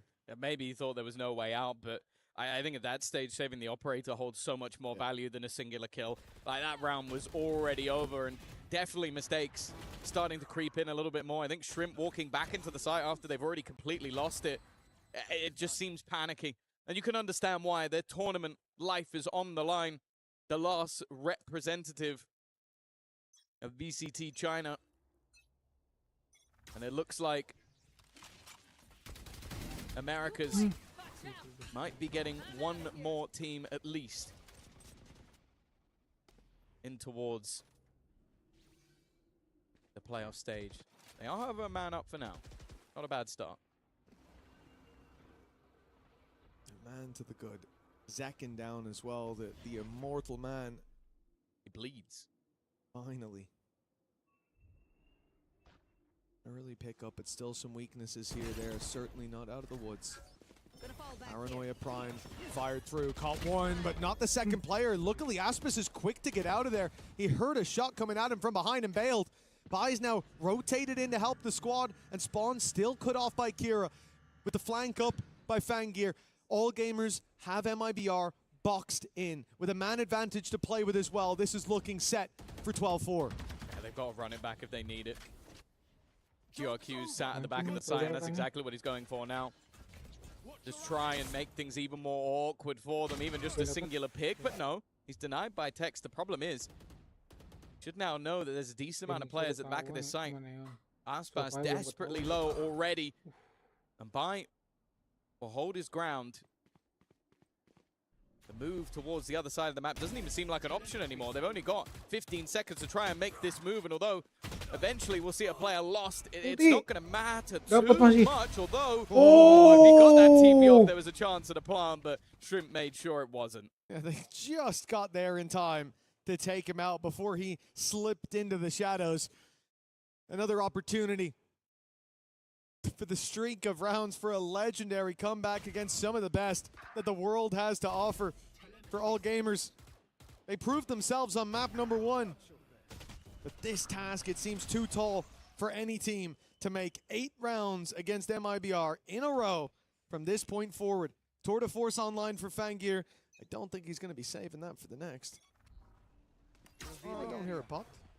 Yeah, I think with the fact that they don't have the credits. Yeah. Lose a player or two and the panic will kick in, but the Outlaw's perfect. Yeah, all of them are one shot to the Outlaw anyway, but except Aspas. Interestingly going for that hero gun in this round. He's heard them right, he's heard them right, he's heard them right! Oh my god! What is happening? They were stepping for the last 5 seconds! The man's deaf! He's unplugged his headphones! It's a 5v3! And Aspas has caught by! The dawn of this series looked so bright for All Gamers. They pushed MIBR to the limits, but as dawn turns to day, a dark night on the horizon for VCTCN. They are going home, and MIBR push through the playoffs. It seemed like it was going to be a worrying day for MIBR with that first map. They had themselves in a pretty decent position, and then we saw the fight back from their opponents. But on map 2 and map 3, this is the MIBR we hoped to see here at EWC. A brilliant performance, adaptations in map 2 and map 3. Honestly, it could have been an email. That was so quick with how they were able to get through their opponents. They look very, very good in this matchup. Oh, they absolutely do. What a bounce back. I mean, all gamers' plan on map number 1 worked to perfection. Their preparation paid off, but the adjustments from MIBR were there. From the second we stepped into map number 2 on Split, we saw those issues fixed. In the pistol round, MIBR were ready.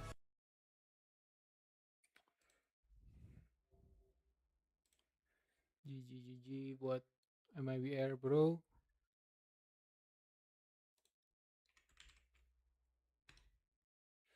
Thank you guys yang udah watch party di sini. Thank you yang udah like juga, yang udah subscribe. Thank you guys.